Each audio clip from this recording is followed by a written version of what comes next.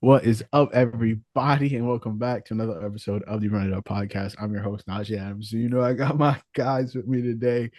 It's been a little while, but I'm here with Khalil Baker and my guy, Jalaal Sandy. Justice could not join us today, but how y'all doing? Doing well, man. Not too bad. Tired, like I told you earlier, but I'm good. Now, your tank, you thugged it out for the pod. I Nice appreciate to it. see, nice to see y'all though, for sure. Nice to meet Jalaal technically for the first time, which is crazy. So Yeah, I kind of, people not used to hearing my voice. I kind of just disappeared off the face of the earth. This is my first time recording anything in almost 2 years. So, Yeah, my dang, boy it's is two, back. it's a little almost rusty. I'm a little, 2 year yeah, hiatus. yeah, man. It's been Yeah, he's a lot's happened since I yeah. stopped too. My boy is back. I think the last episode you was on was the one that the infamous 4 hour episode where me, you, and Justice talked about The the J playoffs. the J. Cole album, and we went through the playoffs all in one episode. And it ended up Damn. being like 3 hours and I had to cut it down. But yeah, so it's been a little while. Um, but today we're talking NFL. Basically, gonna go through a couple pretender or contender teams, do a little victory lap on how we feel 2 weeks through the season, check in on our favorite teams, and then go through our week three picks. But before we get into that, make sure you guys subscribe to the Run It Up podcast. Everywhere you listen to podcasts, Apple Podcasts, Spotify. Find us on YouTube. Follow us on TikTok. You can find us on Twitter at Run It Up Pod. I'm at Najee Adams _ Khalil's at below 44. Jalal's at JSandy45. And Justice is at JReed _ boom. All that will be in the description down below. Before we get into it, we got to do song of the week. So, Jalal, as this is your first time in 2 years, start us off, brother. What have you been listening to lately? Um, Song of the week. This song just came out on Friday. It is currently Wednesday. Um, Song called Hop Out Your Feelings by Cal Banks, who is Oh, he's a new artist for TDE, Top Dog Entertainment. It's featuring Smino and Buddy. I love Mhm. Smino. He pretty much slides on anything that you put him on. So, Absolutely. and the song is smooth as hell. I love it. beautiful. So as we stick with the trend here, I've never heard that song. Granted, it just came out, so I don't feel that bad about it. But as you are TDE's biggest fan, I do not blame you. Um, I wouldn't say that. My man's isn't even there anymore. yeah, your I man's just an independent artist, brother. Yes, he is. Shout out my goat. And so yeah, that will be in the description down below. Khalil, what have you been listening to, bro? Yeah, real quick. Anything that has Smino on it is gonna be smooth, tough. Hmm. It's that Yep. man can, yeah, he's great. I'm gonna go a little R&B, which is probably what I usually do anyways, but I'm gonna go with Leon Thomas. The song is called Mutt. Great song. He's Well, I don't know if you've ever heard that. I've never heard I it. haven't, but I've heard Leon Thomas, and hey, Leon he's that Thomas. guy. Yeah, he's written for a lot of people, but now he's actually starting to release his own music, and it is very nice. He had a lot to do on Scissor's most recent album. Really good. And then yeah, he's fire. Beautiful. And then to end it all out, my song of the week is Drink Don't Need No Mix by Shaboozey and BigXThePlug. It's a great song. I don't know why you're shaking your head. It's a great song. You guys should go check it out. Shaboozey is the greatest artist on the planet, as far as I'm concerned, right now. And yeah, it'll be in the description down below. So go check out our song of the week. Let us know what you're listening to, and we can dive into the NFL stuff. So, contender or pretender, you guys know how this works pretty much. I have 1, 2, 3, 4, 5, 6, 7, 8, 9, 10, 11 teams here.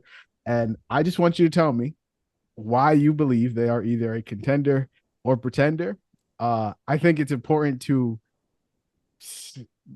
describe what a contender means. Like, this doesn't necessarily mean you think they're going to win the chip, but it means you think they have a chance of contending for the title, making the playoff run, doing some kind of something in the postseason. So, with that being said, I will start it off with the Bills, currently 2-0. Obviously, I have Josh Allen. Do y'all think the Bills are a contender or pretender? Khalil, talk to me. I think the Bills are a contender. Mm, tell me Yeah, I why. don't. Josh Allen, of course, is Josh Allen. There's always a bunch of weird stuff going on around his name, and who he is as a quarterback. I know he's had his flaws in the past year, and people have been very vocal about who he is and turnover prone, and just not being able to come in clutch moments. But I think he is undoubtedly the still number 2 quarterback. When it comes down to it, and as long as you have a top 5 guy in the league, and sometimes even top 10, just depending on where you are, who you are, you still have a chance at that point. They're a little bit more balanced on the offense when it comes to establishing the run game, using different weapons. And you got Kincaid out there, you got James Cook, of course. It's really just like even the acquisition of Keon Coleman, Khalil Shakir. You have a lot of more balance out there. Play calling has played a big part, and then even with their losses on defense, still being able to put an adequate defense out there. Sean McDermott is consistent when it comes down to that. Being able to do a lot more, with less talent on the field. So I think as long as you got a guy like Josh Allen, Allen, who Brett Coleman talks about, there's some aliens. Playing quarterback in the AFC, he is one of those aliens, and he's always going to give you a shot. With what he can do with his arm, of course, what he also brings in the run game, and just being balanced. I don't really care about the turnovers too much necessarily. Of course, he can get a little carried away with it, but he's one of those guys that has an arm on him, and I think as long as he's taking pressure off himself and not think he needs to do everything, I think they're going to be fine. So I like the Bills, and that division is a little funky right now as well too. Yeah. So they're in a pretty good spot there as far as setting themselves up. I'm interested to see how many of these we all agree on. So Khalil went with contender for the Bills. Where are you at, Jalaal? So I agree with everything Khalil just said. However, I think the Bills are pretenders just based off of their expectations year to year. When we talk about Josh Allen, we talk about the Bills, we always put them in the conversation with Baltimore, Kansas City, just because of how dynamic every single one of those teams' quarterbacks is. And like Khalil said, when you have a top 5 guy, you're usually going to be in that conversation. I do believe that the Jets will win that division, though. I think their defense is going to give Josh Allen problems. We know Josh Allen likes to give away charity footballs to the other team from time to time. And I mean, it's still like a wait and see thing with me. I picked the Jets to win that division, but I need to see them play the Jets. I need to see them. I need to see how they adjust to what they throw out there. I feel it. So I thought we were all going to agree on this one, but now I am going with contender, and that's why I said it's important to like distinguish what that means, because realistically, do I think the Bills can win the chip? I don't know. Like, I think there's probably only 4 teams I really believe can win the Super Bowl this year, and the Bills aren't one of them. But I do think that the Bill, like, if they ended up winning the chip at the end of the year, I wouldn't be shocked. Like, they have one of, I'd say, 5 quarterbacks that I think you kind of give the benefit of the doubt to. Obviously, there's the Mahomes. I think Lamar is one of those guys. I think Josh is one of those guys. I think Joe Burrow is one of those guys. And honestly, I'm ready to say that CJ Stroud is one of those guys. So I think for me, those are my 5 that are kind of always going to be in that contender territory. And granted, like, I don't even know if we know who the Bills are yet. Like, they've played the Cardinals and the Dolphins. They're 2-0. I think this next upcoming stretch, they play the Jags, the Ravens, the Texans, and the Jets. Now, like, obviously the Jags are in a little bit of a slide right now, but the Ravens, the Texans, and the Jets back to back to back is kind of a crazy like trio of games. So like, we'll figure out who the Bills are relatively soon. And I kind of like them as a team. Like, I think that taking away Stephon Diggs has kind of allowed Josh Allen to play more free, and he was already playing free before, but like, he now doesn't have to worry about getting this guy 12 targets in a game when he can just kind of go out there. If he want to throw it to Khalil Shakir 4 times, throw it to Dalton Kincaid 3 times, throw it to James Cook 4 times, throw it to MVS twice. Like, he could just kind of play his game. And I do think the AFC East is a bit of a weird division right now. Like, the Pats beat the Bengals. The Dolphins currently have Skylar Thompson at QB. The Jets, I still feel like are a little bit shaky, but I do think they'll end up figuring out. And then you have the Bills. So I would say the Bills are personally a contender, but like I get where you're coming from, Jalal. I don't think that I think you can go either way with this one.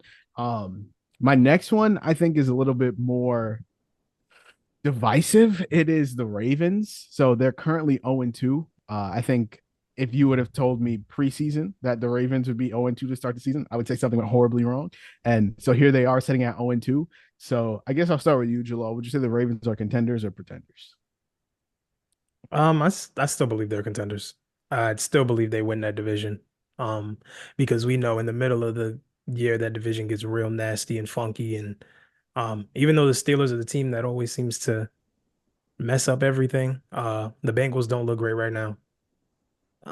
And the formula for the Ravens winning is something they got to figure out. Like they don't know whether they want to run the rock like they used to or spread the ball out to Zay Flowers and Mark Andrews and now Isaiah Likely.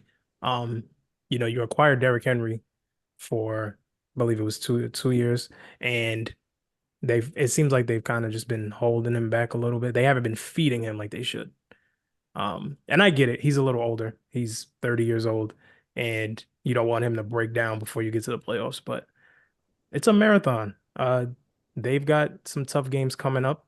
Their divisional games are always close, always dogfights. So I think they'll adjust accordingly. Honestly, I think it starts this weekend, but we'll get into that.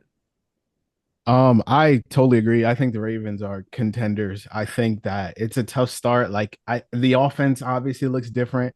The defense looks different. Their defensive coordinator is now the coach of the Seattle Seahawks. So like there's just a lot of stuff that was changing there this offseason. The offensive line struggled in week one. I think they bounced back a little bit in week two. And I just think it takes time to figure it out. Like Mark Andrews was in a car accident. Like, there's a lot of stuff that went on this offseason for the Ravens that I just think it's going to take a little bit of adjusting. I don't know if I like them to win the division just because the best quarterback in the division is on the Steelers. So, like, I think that I would probably go with that. I'm sorry, I'm trolling, but I think that I probably still want to take them to win the division just because like it is a really tough division. I can see the Browns taking a game off them. I can see them splitting with the Bengals. I can see them splitting with the Steelers. So like it might be a little bit tough there, but I think like I kind of said before, they're one of the four teams that I will never really count out because they have Lamar Jackson on their team. And I know people always give him shit about not forming in the playoffs, but like he's a two-time MVP. Like we know that usually when Lamar Jackson is playing football, the Ravens are in the postseason. And if that's the case, I can't think you're not a contender. So Khalil, talk to me. Where are you at, contender or pretender with the Ravens? I would say the Ravens are a contender as well, so I would agree with both of you. I'm not too surprised that they just lost to the Raiders, of course. You know, it happens every year, but they just have a few games every season where it's mismanaged. They kind of just lose it in a way. Something happens along the way. Um, I think they're a great team. I do think they have a lot to figure out on both sides of the ball.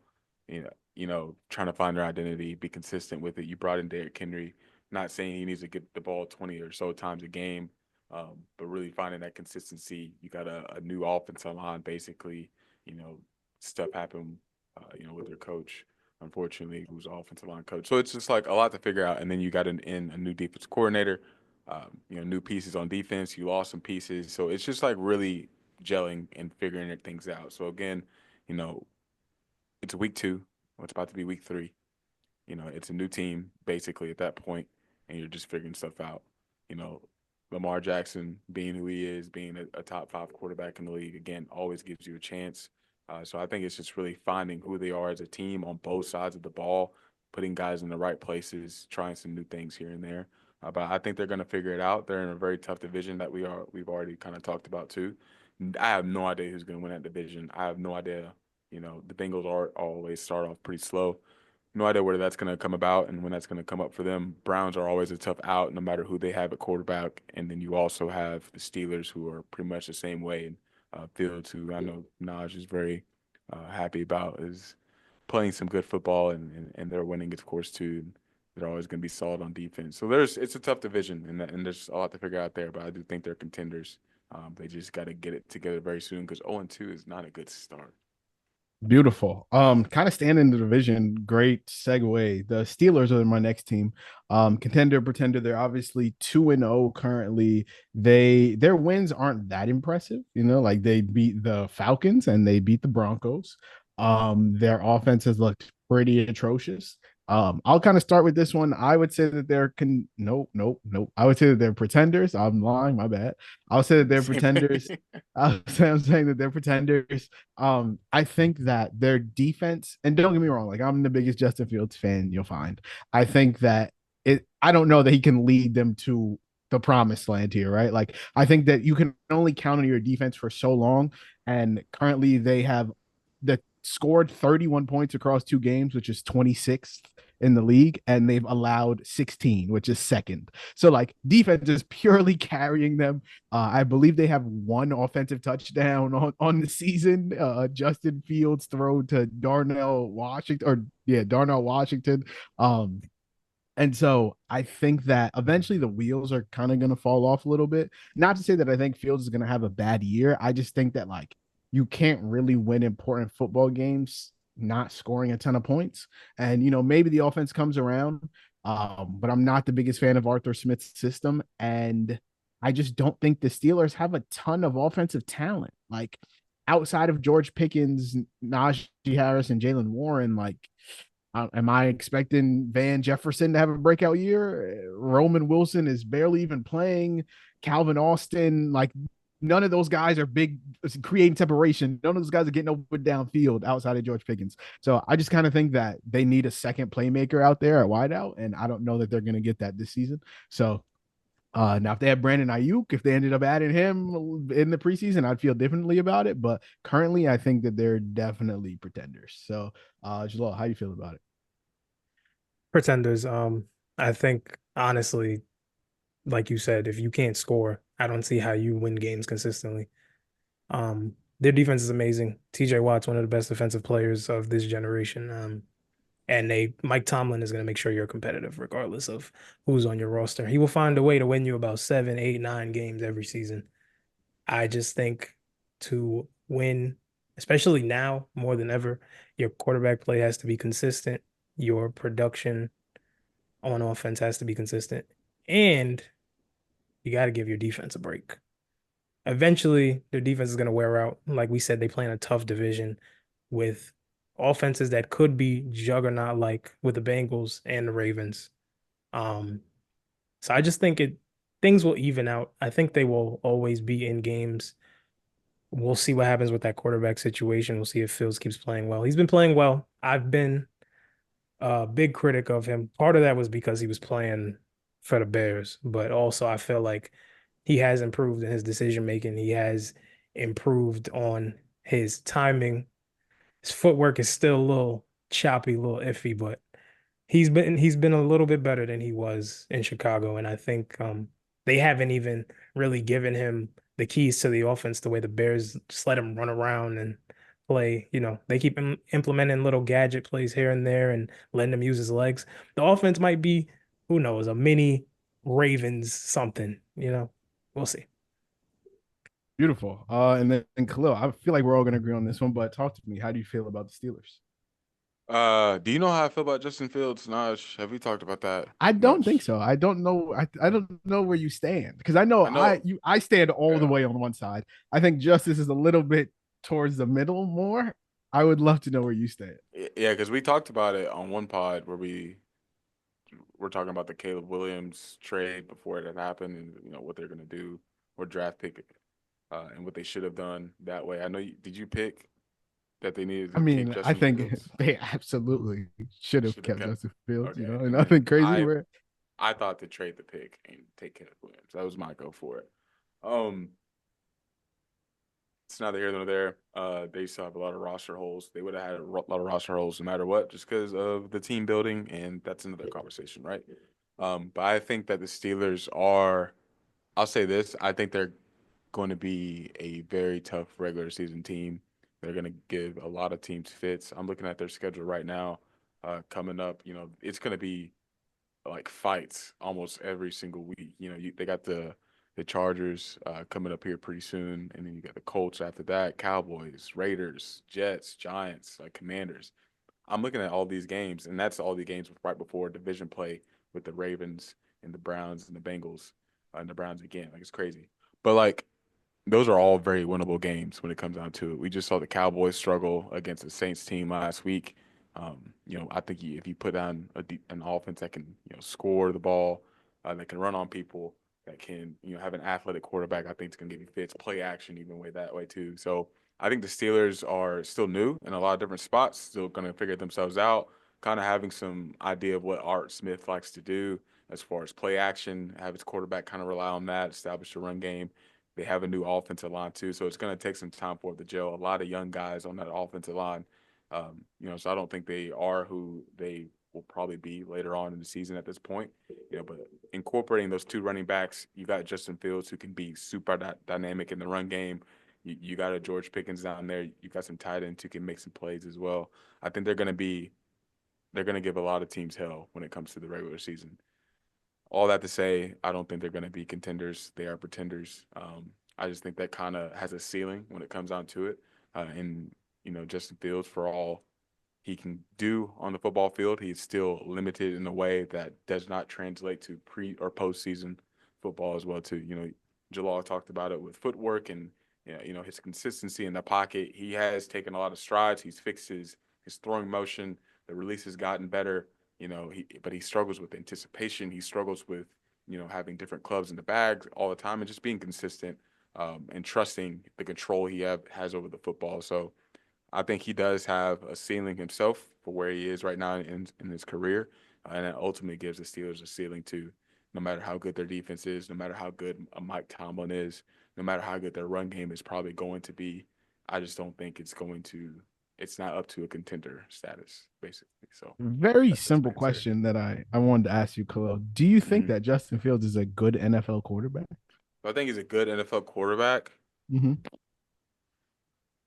That's such a layered question, because I feel like so it's kind of the way we think about receiver now, right? So you used to be receiver, used to be very set, very standard, running routes, being a great route runner, catching the ball, of course, just being very traditional that way, and then it's evolved into this thing where it's a little bit more different than that. You can be a weapon. You can be used in different ways. So it always depends on how you're being used, what offense you're in that can really maximize your skill set. So if Tyreek Hill or Jamar Chase isn't the greatest of route runners, how can we still maximize their skill set? And they're still great. I'm just saying they're not like a Justin Jefferson or a Devontae Adams like that way Mm-hmm. or Keenan Allen. So I think when it comes down to quarterback, it's in a sense kind of that way too.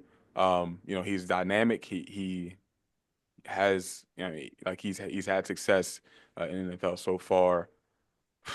I wouldn't say good. I don't know. No, I wouldn't say good. Are um, you good? He said all that good stuff, and I he's like, know, I know. I would Well, probably, I mean, I would probably just say average. I think he can somewhat operate in an NFL offense, but as far as operating at a high level and being able to do things, I think that you still need to do at the quarterback level or a quarterback position. I just don't think he's just not reached that level yet. And we've just seen that. Whether he has the weapons or offensive line, you bring in a DJ Moore or whatever it is. I just don't think he is at that point in his career yet.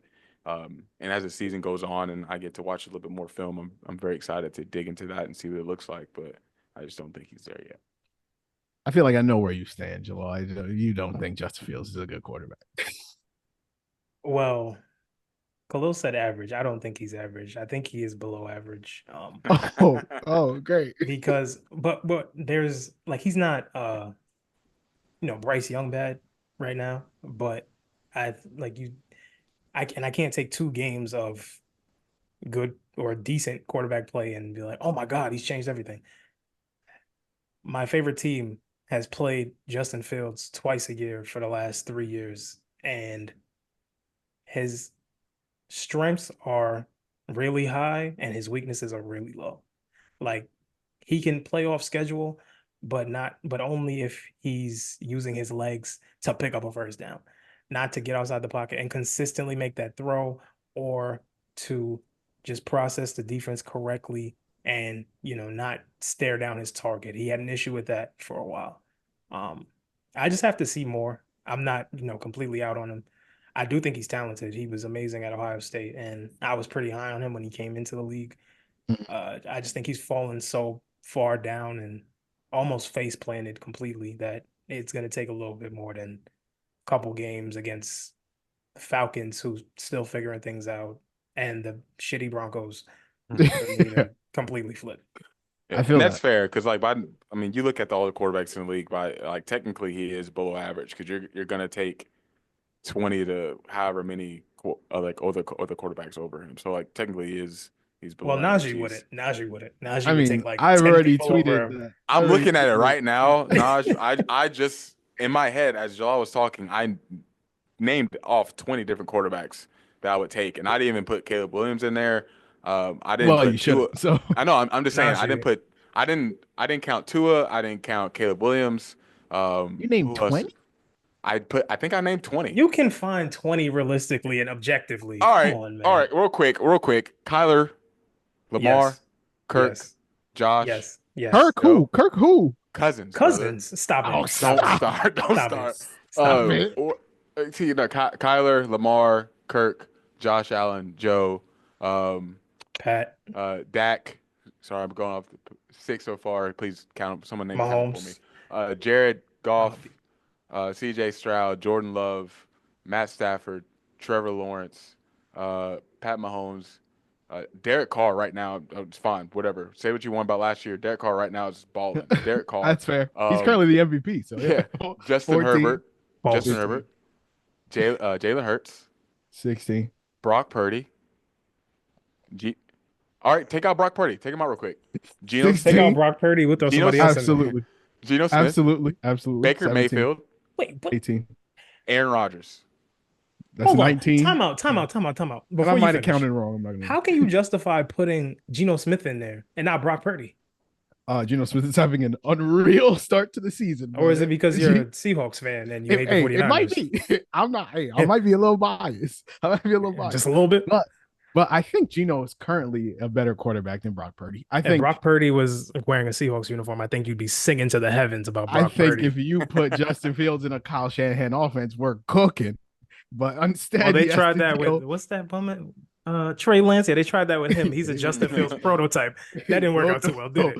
No, Trey Lance is not. My brother was throwing 6 picks in preseason. That is not the way. Bro, did you not watch the second half of the Falcons game?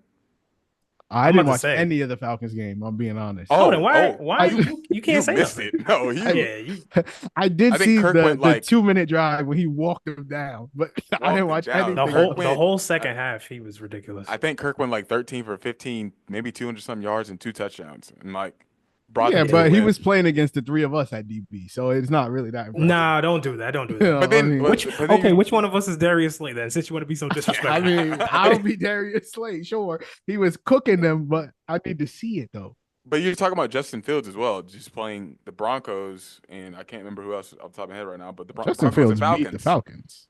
Huh? Justin Fields beat the Falcons. Yeah, but Cousins. there's legitimacy to a 36-year-old quarterback coming off an Achilles injury and not being where he was before, and like having to actually get back into the swing of things. It's 2 games into the season. Wait, this would happen if he was 25 years old. He would still need time to get back into the swing of things. The argument is, who's the better quarterback, right? Currently, who is the better quarterback? Literally, still Kirk Cousins. It's Justin Fields. But when you say currently, you can't just say everything that happened this year and only this year. We know what Justin Fields has been. All right, that's fair. For the last 3 years, That's and fair. we know what Kirk Cousins has been. Kirk Cousins has been good. I think that. All right, I'm not going to get Guess into. who- He was guess who really good hasn't? last year. I don't want to Guess who get into hasn't my been? Justin Fields soliloquy, but I think that it's all situation based. Like Kirk was phenomenal last year. What are you talking about? yeah, and he's playing for one of the better offensive minded coaches in the NFL, while Justin Fields is playing for Matt Eberflus. And I And just think you're about that to slander goes Caleb to Williams for the show same thing. something. Yeah, I am. I totally am. Because he has our old OC who is also horrible. So, like, it's all situation based. If Justin Fields is playing for Kevin O'Connell, I feel really good about Justin Fields. But instead, he was playing for, I don't even remember who their OC was, but I know Matt Eberflus was the head coach. So, that's not moving anything.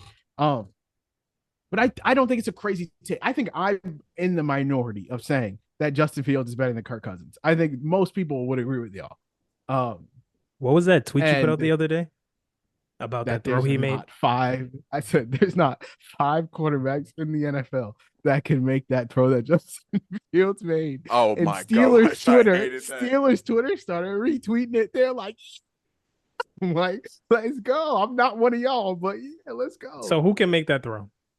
I named off 10 quarterbacks who could make that throw. Yeah, Khalil said like 10 people. He also put Caleb Williams in that. No, who can shot literally make that throw. What are Caleb you Williams talking can make that throw. I'm putting Aaron Rodgers because I've seen him do it before.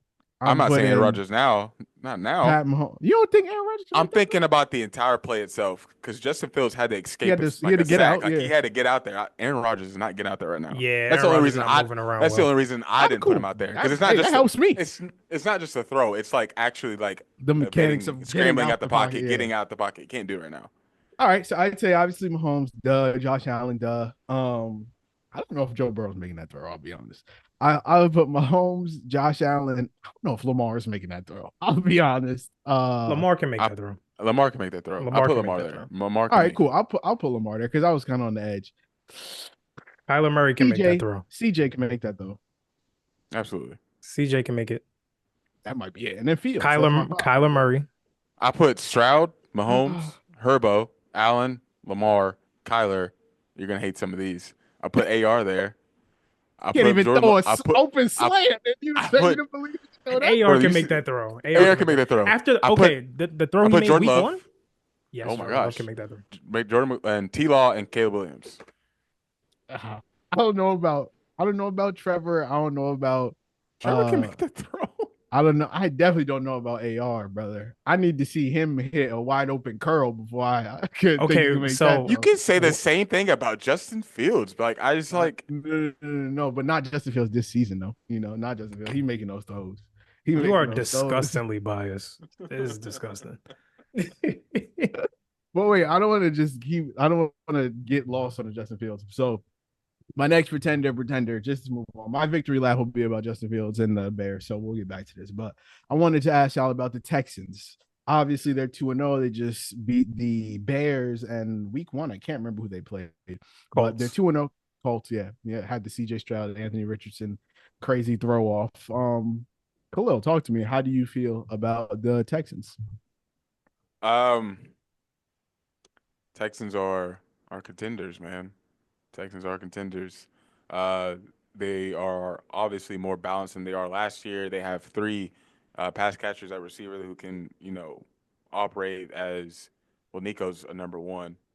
Stephon is a high level number 2. Tank is a really good number 2 as well, and operating number 3 right now. So and he's not even finding himself in the offense yet. You got Joe Mixon who looks phenomenal himself. A really good offensive line who was even good last year. Even with the injuries that they had, so they're only getting better. Defense, brought in some great guys. You got Will Anderson again. They are operating at a very high level. I love D'Amico Ryans at coach. Of course, we talked about Bobby Slowick, almost got a head coaching job, last season, coming back for another season and only improving as well and operating that offense at a pretty high level. CJ Stroud, I don't know where to top 5 quarterback right now. I'll just say that. I'll just keep it simple and not start any debates right now at the moment. But I think C.J. Stroud is. We just never really seen it before, like this. And he has money on the most important downs in football, third downs, and someone had a tweet like they just pretty much just think every time they pass the ball downfield, he's going to have a completion. That's just kind of how it is at this point. So I just think he raises the ceiling of that team. He's doing just some stuff we've never seen before, and I just think they're contenders, and they're in a weaker division where a lot of teams are still figuring. It's Titans, Jags, and Colts. Yeah. Literally every one of those teams are still figuring themselves out and have a lot of holes and a lot of just unknown going on. So I just think they're the best team in that division, and I think they're good contenders for sure. Yeah, how you feel about it, Jalaal? Right now, the Houston Texans look like the best team in the NFL.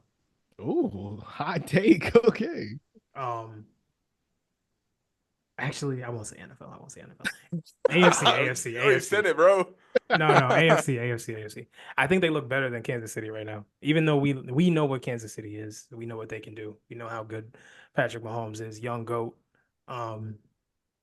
They just look so much more improved than they were last year. Joe Mixon, all of a sudden, rejuvenation. You got some juice. It's not just it's not just volume. It's production with volume. CJ Stroud is unbelievable. He's consistent. Stephon Diggs at your number 2, honestly, is really unfair. Dude is still one of the best wide receivers in the league. Nico Collins is proving why they paid him that money, why he is the number 1 on that team. And I believe the Texans did they sign Danielle Hunter in the offseason? Or they traded for him? Yeah. That was huge for their D-line to help out Will Anderson. The back end of that secondary is phenomenal. Derek Stingley and Jalen Petrie and all those guys. Yeah. Love their linebackers like, Christian Harris. Yeah, they're such a well-oiled machine. And DeMeco Ryans has been in their position before, so he can kind of relate to that. And I think when you have such a young team, and you have a guy who can relate to your team, it just helps the morale going into it. Like, the game this past Sunday could have been a trap game. The Bears aren't a great team, in my opinion, but that's easily a game you can lose. You see what happened to the Eagles. They came out flat, and then I think they started getting unserious towards the end, and that's how you get punched in the mouth. I think they are going to be in championship contention conversations for the next few years. And it's looking scary. I'm not gonna lie. Yeah, I agree with you guys. That's a 3 for 3. I have them as a contender. I think you guys already touched on it, but like when you go across their like skill positions, like they have a top 5 quarterback. They probably have one of, if not the best receiving cores in the NFL. Obviously, like running back is a little bit like of a less valuable position, but Joe Mixon looks like he has juice. They also have Cam Akers, who looked really good in the preseason and like might have to take on more touches if Joe Mixon is injured. But like regardless, their running backs look set. They look to have a way better running game than they did last year. Their defense looks great. DeMeco Ryans is a top 5, top 10 coach in the NFL. And like I was looking at their PFF grades, and like PFF grades can be a little bit weird, but like they are 10. They have the 10th best offensive grade, the 11th best defensive grade, and the 6th highest total overall grade. So like they're just an all around well balanced team. Will Anderson, Danielle Hunter, Derek Stingley, you guys already touched on it. I think that they are just really well built, and they are like a little bit young at some of the like core positions that you need. And so like I think that it might not happen this year, but they will be the AFC is full of gods. It's a crazy conference between Mahomes, Allen, Stroud, Burrow, like it's Lamar, like it's a disgusting conference. So the Texans in 1 year vaulted themselves into that conversation. So I definitely have them as contenders. I'll kind of cut it a little bit shorter, just like 2 more teams for y'all. I did want to ask y'all about the Saints because obviously they have taken the league by storm. Currently 2-0. They have scored like easily more points than every other team in the NFL currently. They've scored like the most points in 2 weeks that any team has scored in like decades. So like their offense is taking the league by storm. I wanted to ask you guys, do you think that they are real contenders? Do you think the Derek Carr stuff is real? Do you think this is going to keep up? Or do you think it's kind of just like a flash in the pan? They'll kind of make their ways back down to earth. I put unsure. And the reason I put that is because when you play the Panthers, that game is null and void, and you will probably win. It doesn't matter who you have at quarterback or running back or receiver or who's blocking. It really doesn't matter. I do think their offense is serious. I think with Clint Kubiak coming in and changing their offensive system, Alvin Kamara looks like Alvin Kamara from 4 years ago, and Derek Carr looks like he's playing in rhythm. I saw some Raiders flashes in there. They've been spreading the ball around. Rashid Shaheed looks like prime Deshaun Jackson all of a sudden. Yeah. And, Chris Olave is going to get his eventually. He's a dynamic receiver. He's shown he can produce at a high level. I just need to see it against better teams. We'll get into the Cowboys later. I have some strong thoughts on them. But they're a good team. I don't know if they're a contender because I think that division, similar to the AFC East, is very not AFC North. I apologize. Is very weird. I think the Falcons can make things interesting, and I think um losing me the Bucks can also make things interesting. Those are three really good teams that will be competitive week in week out with good coaches and good quarterbacks. Hello, where do you stand on it? I'll start off with this. I think I've been yapping in some different moments, but I don't care. Deal with it. Uh, I watched that game. I watched Titans Jets and I watched Saints Cowboys. I really wanted to listen to Tom Brady, so like Yeah, I you played had to the lock game. in. Uh-huh. I had to lock in, and Derek Carr hits that play action, hits for Shaheed over the post. I think they beat a cover two, hit him over the post, deep post, goes for a touchdown, and at that moment, he immediately starts talking crap. Like you just see him yelling, like he's talking mad stuff. Like he is. It tells me that he is in this zone. He's locked in. There's a spirit about him. Probably the spirit about this team. Like it's a new team. It's not last year's Saints. They brought in some better players as far as fitting scheme wise. The offensive lines improved. Obviously, QB being a really big deal when it comes to just changing their offense and maximizing their strengths.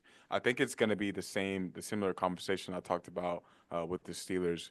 They're going to be a regular season team that's going to give a lot of other teams fits.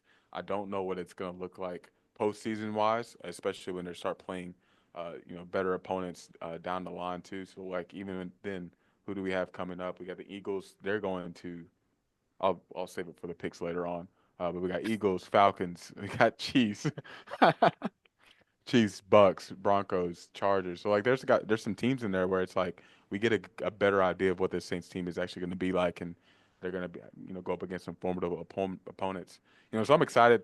It's a really fun team to watch. They do a lot of great things, a lot of play action, a lot of max protection, a lot of running the ball. Alvin Kamara is on another level right now. The offensive line looks a lot better than it did before. Derek Carr, like Jalal's point, looks really comfortable. Uh, Struggled with that last season. Did not want to take hits. Did not want to stay in the pocket. But when you got an offensive coordinator who has, I guess, um, got him back to this point of working past that fear or whatever it is, not wanting to get hit. I think you got a really good Derek Carr who can actually spin the ball and really actually throw the ball, and you get reminded of his talents back when he was a Raider. So I'm excited to see the team. I don't think they're contenders at this point, but I do think they're going to give a lot of teams fits this entire season, and it's going to be a really interesting to see how that division even pans out as we get to a Falcons and the Buccaneers, and I won't even mention the other team in there. Word to justice on that, but I'm excited. I will say that they're pretenders for now, but with a with maybe two or three more convincing wins over relatively decent teams, I'll be ready to believe. I'm not going to touch on it too much, but I do think that like they legit have a good offense. Like I think Derek Carr is capable of producing a top 5, top 10. I don't think they're going to be the best offense in the NFL. Like I think it'll kind of regress a little bit, but like I think they can be a top 10 offense. I think their defense is also pretty good. A Dennis Allen led defense. They're usually pretty good. Um, and yeah, like their division isn't hard. I think that like they will kind of settle into the NFC playoff race. I think throughout the course of the season they'll probably fall off a little bit towards the back end of the year. But so I'm gonna say contender for now, but I wouldn't be shocked if we get to the playoffs and like the Saints are they're right there in the race. So yeah, the last two teams I wanted to ask you guys about are the Eagles and the Chargers. Now, the Chargers are 2-0, the Eagles are 1-1. Some may say they should be 2-0. But we'll start with the Eagles. Jalal, how do you feel about the Eagles contender pretender?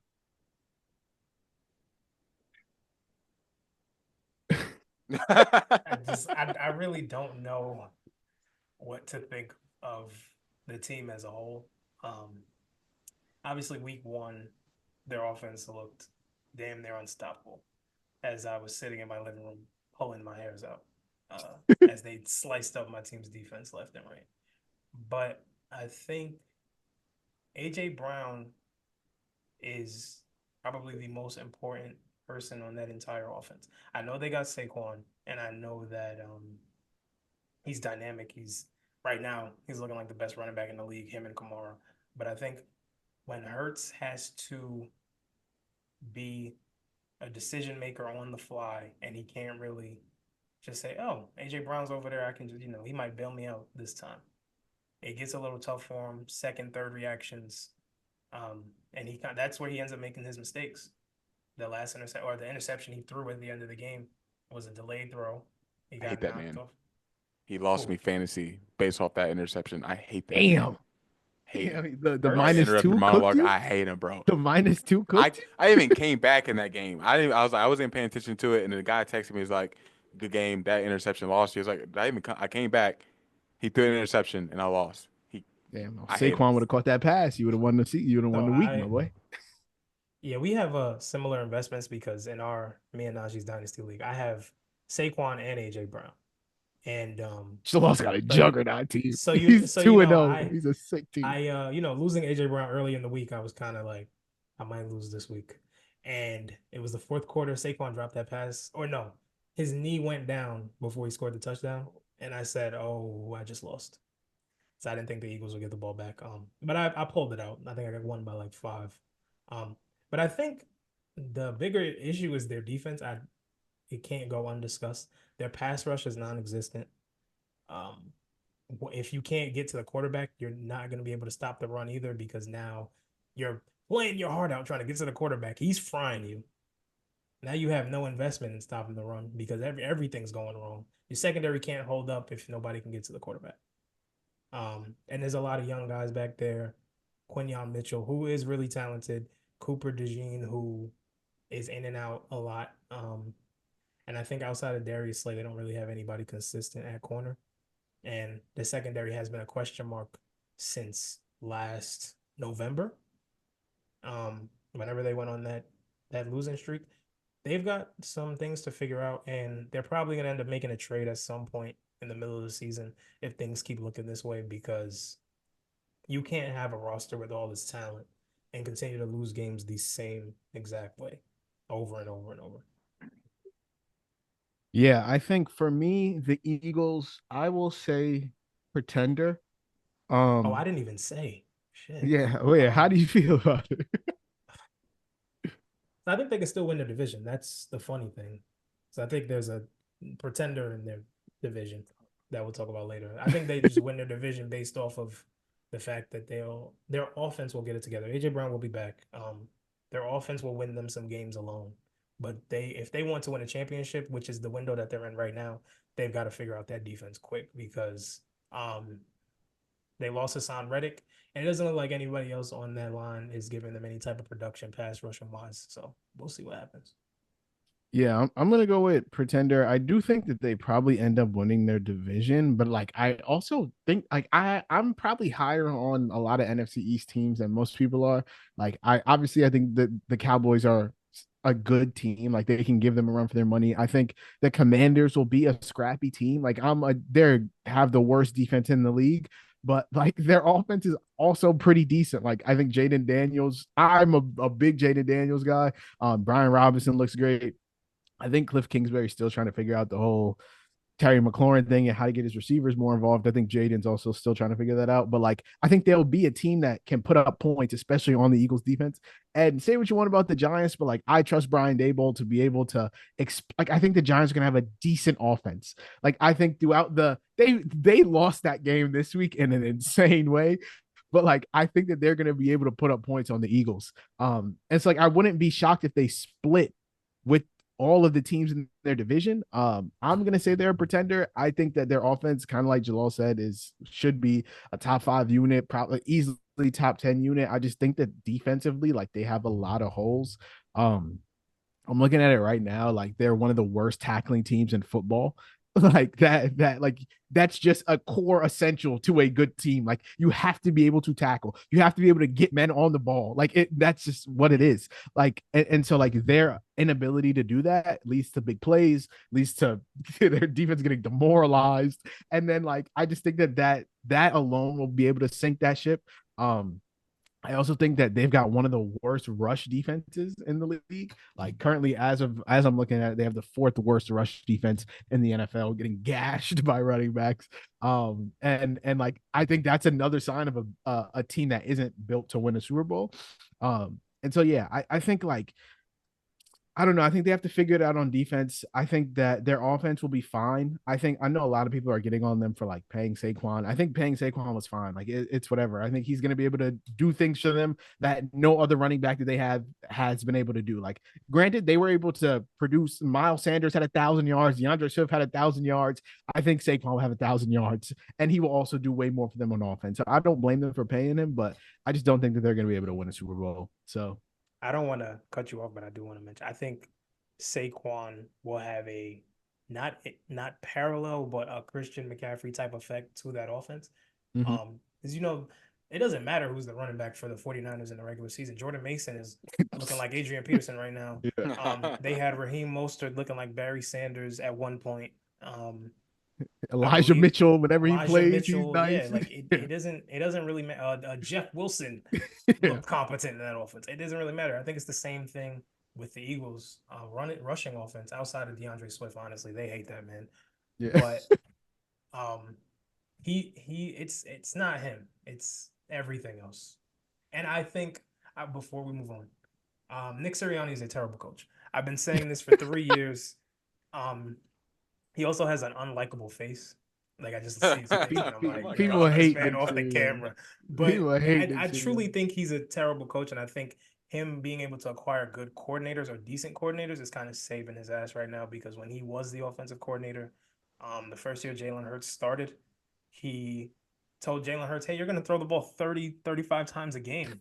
And then he took over the offense late last year, and it was a Madden offense of inside zone and 4 verticals. So, I mean, yeah, they've got a lot to iron out. Absolutely. Khalil, how do you feel about it? Contender or pretender for the Eagles? Pretender for sure. I love the offense. Obviously, like Jalal really emphasized, Saquon Barkley just is a whole nother element and whole another dynamic to that offense that really just opens things up.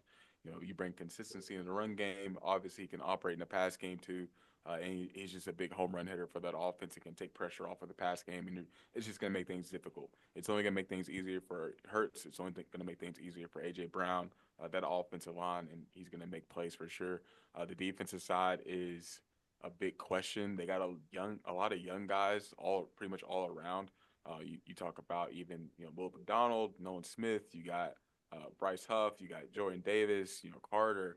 You got young linebackers with Nakobe Dean, Zach Bond. I like Zach Bond as well too. Even on the back end, you got Mitchell, Deem, Reed Blankenship, blah blah blah. Like there's just so many interesting parts that really has to have to fit.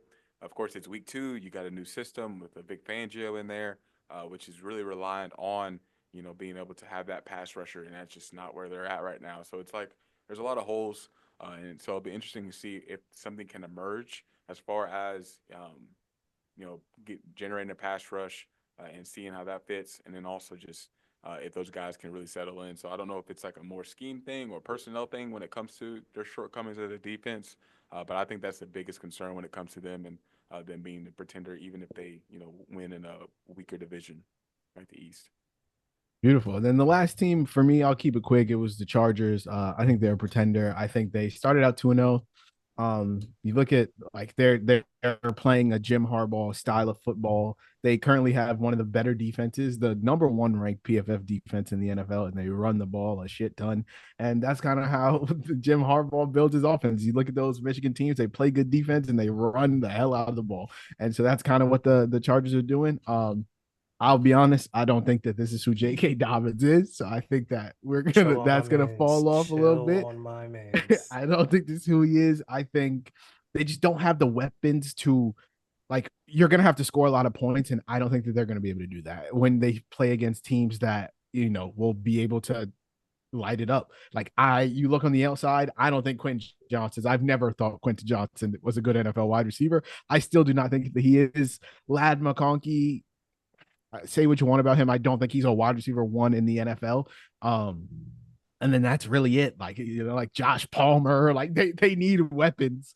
And like, I don't think Gus Edwards and J.K. Dobbins is going to be able to get it done on the ground for the entirety of the season. So I think eventually they will kind of just fall off a cliff and end up having like a top 12 draft pick at the end of the year, and we'll kind of be like, damn, remember when they were 2-0? But I think it'll be a good year for Jim Harbaugh to kind of start to build on what this team will eventually be in the future. But how do you feel about it, Khalil? Yeah, I definitely think they are a pretender in regard to being 2-0, and you have certain expectations for this team. Of course, they're going to adopt a Harbaugh style type of uh, play, but also adopt his personality and who he is as a coach. So I'm excited about that. I think they're heading in a good direction. They have a good foundation that way.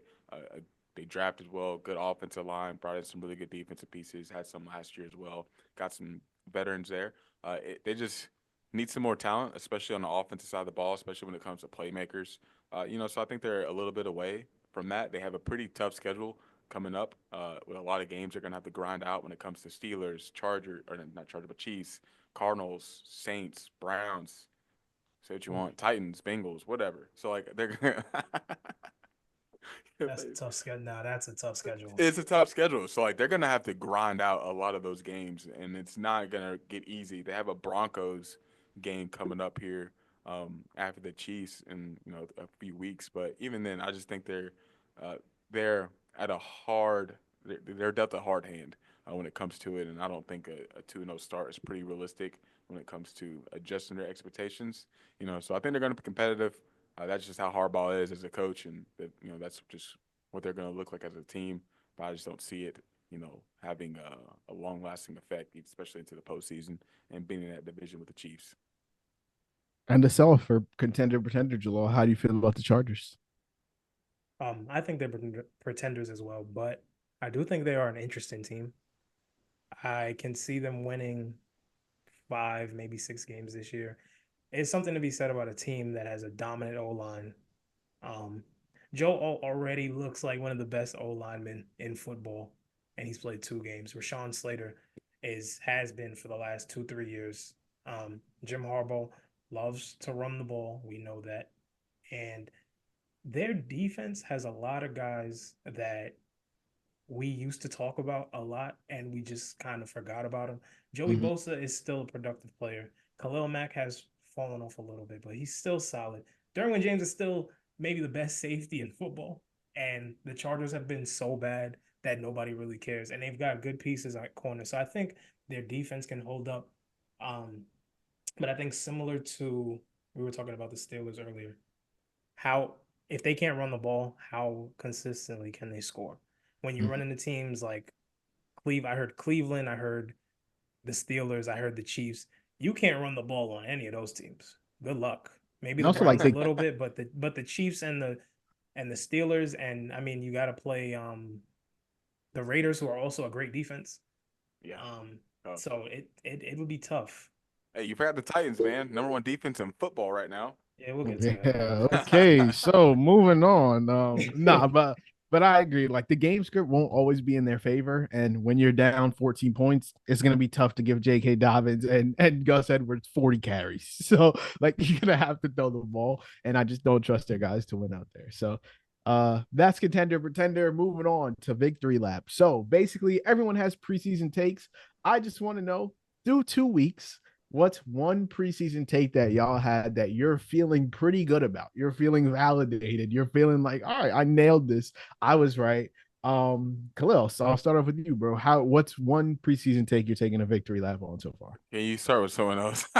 Oh, Jesus Christ. Yeah. All right. You know what? I got a lot here. I'll start with me. You go ahead. So I feel really good about I've well documented that I thought that the best path for the Bears to succeed moving forward was to keep Justin Fields and trade the #1 overall pick, presumed to be Caleb Williams, for an absolute haul.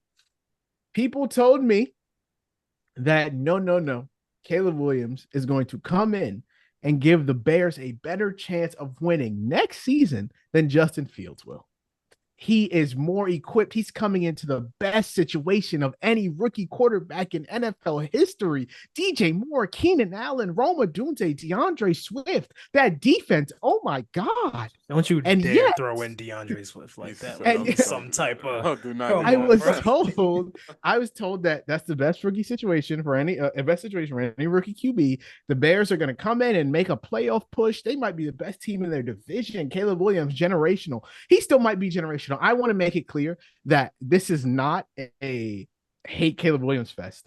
I think he's the best quarterback in this rookie class, and I love me some Jaden Daniels. I think Caleb Williams will end up being a better quarterback than Justin Fields. My problem is with the people that said, oh my God, this is the best situation ever. And then 2 weeks through are like, Caleb Williams doesn't have the pieces to succeed. Like, no, that can't be. We can't say that. That's just not the, nope. If you, that can't be the case. So for the people that were saying that Caleb Williams is just going to come in and light the world on fire, it's not the case. He's struggling bad, as most rookie quarterbacks usually do. I don't know. Got a couple of numbers for you guys. Fourth worst passer grade in the NFL per PFF. Sixth worst passing grade under pressure. He's being pressured on 36.3% of his dropbacks, ninth most. They're sending the house at that brother. Both of his picks came while he was under pressure. And you might be thinking, but when the pocket's clean, he's probably dicing, right? Nope. Seventh worst passer grade while in a clean pocket. Guys just not seeing it great right now. What happened, Khalil? What you say? I'm not gonna lie. That's kind of shocking. Absolutely. Absolutely. Yeah. Per PFF. And granted, PFF might be, we don't know how those grades work. Yeah, but I know his completion percentage is like 68% with the clean pocket, but obviously it's not. PFF grades aren't everything, but also completion percentage is also everything. Absolutely. So it's interesting to see what it looks like. This is just pure off PFF grades. He's got the seventh worst passer grade when in a clean pocket. He's got the worst passer grade in the NFL. Yes, worse than Mr. Bryce Young on passes 20 plus yards down the field. 4 turnover worthy plays on those passes, which is the most in the NFL. So that brother's. Does Bryce even throw the ball 20 yards down the field? I don't know what his attempts were. I didn't look at what his attempts were, but it can't be that many. And yeah, he also has the second worst pressure to sack rate behind only Bryce Young, second worst QBR, worst EPA per drop back. He's just been a bad NFL QB, point blank period. And so for the people that were telling me that the Bears were going to win more games this season and were more equipped to win this year with Caleb Williams at QB than Justin Fields, I think that's just flat out been proven wrong. I think at this current point in time, Justin Fields is a better quarterback than Caleb Williams. And I'm not saying that will be the case for the next 3 years or anything like that. I'm not saying that the Bears won't eventually have a better quarterback. People are telling me he's going to throw over 4,000 yards this season. It's not happening. So I would just like to say that I'm feeling good that if the Bears had Justin Fields, and you might be thinking, but like, no way Justin Fields would be throwing good under these circumstances. Well, currently, Justin Fields has the 5th best passing grade in the NFL and the 3rd best passing grade under pressure. So, the same circumstances. What are you talking about? It's not the same circumstances, but the Steelers' offensive line. You phrase it as if it's the same circumstances. The Steelers' offensive line isn't much better than the Bears' offensive line. Can we look at Justin Fields' numbers under that same type of pressure with the Bears last year? I feel like I'm just saying. I'm saying it. I can look up percentage of dropbacks that they're pressured. I don't know how many times that it's going to be like if it's going to be that similar, but under pressure is what I'm saying. Justin Fields has been amazing. And in terms of deep ball throwing, he's been one of the best deep ball throwers in the NFL. He has 4 big time throws in 2 games, which is the most in the NFL, second most in the NFL behind only Kyler Murray. So that's all I'm saying. Drop back percentage pressured. It is Caleb Williams is pressured on. I just said it a second ago. Oh, he's pressured on 36.3%. Justin Fields is pressured on 38.2%. So even more under pressure and throwing the ball better. So that's all I'm saying. If the Bears had Justin Fields, it might be 2-0. They might be able to win the division, but unfortunately, they have a rookie quarterback and they're going nowhere fast. So that's my victory lap. Jalaal, if you want to go, Khalil, I'm leaving the floor open. Anyone can go. I'll just quickly respond to you because I already know. Oh, respond. Yeah. I'll give mine in a second. I just want to say that Who told you that that Caleb Williams was throwing for 4,000 yards and that he was going to be this all-pro Pro Bowl quarterback? Hey, a lot of people on Twitter believe that he would be the best. The best he would be able to throw for 4,000 yards in his rookie year break because everyone's like, oh, the Bears never had a 4,000 yard passer. All right. So Caleb So, Williams in his rookie year is gonna do it. so Caleb Williams Muse and any egghead account that you could think of told you that. Okay, got it. Here's the reality of the situation. It didn't matter who the quarterback back there was for this season. I think them getting rid of Justin Fields was not a one-year thing. And the view that they had of him for 4 years, if he gave them another mixed bag, and now you have to give him the bag, you will look like the New York Giants real soon. So I think they said, let's clean slate. Let's go with someone who's a better prospect coming out of college. Let's try to surround him with weapons. The problem is that O-line still sucks ass. That O-line is Keenan Allen is terrible. injured. Rome Keenan is Allen's injured. Rome is injured. DeAndre Swift is not it. Can we stop, please? Please. Listen, I hate DeAndre Swift. No, it's not. No, like every time a team acquires DeAndre Swift, they act like they just signed Derrick Henry. He's not good. And like his best opportunity to produce was with Detroit. Detroit hated him for whatever reason. He's been on 3 teams. I'll tell you why. That's crazy. It's because he doesn't block. That's why they hate him. He'll go out there and get a screen pass, and he's supposed to be the 1A of the backfield, and then they need him on third down to block, and he gets rammed in the backfield. It's happened multiple times. But I'm trying to get my most unbiased take on the Bears because I hate the Bears. I hate every team not named the Packers in that division. But I do think the Bears have a lot of pieces in place to be successful. We are talking about a rookie quarterback that has played 2 of the best defenses in the NFL up to this point.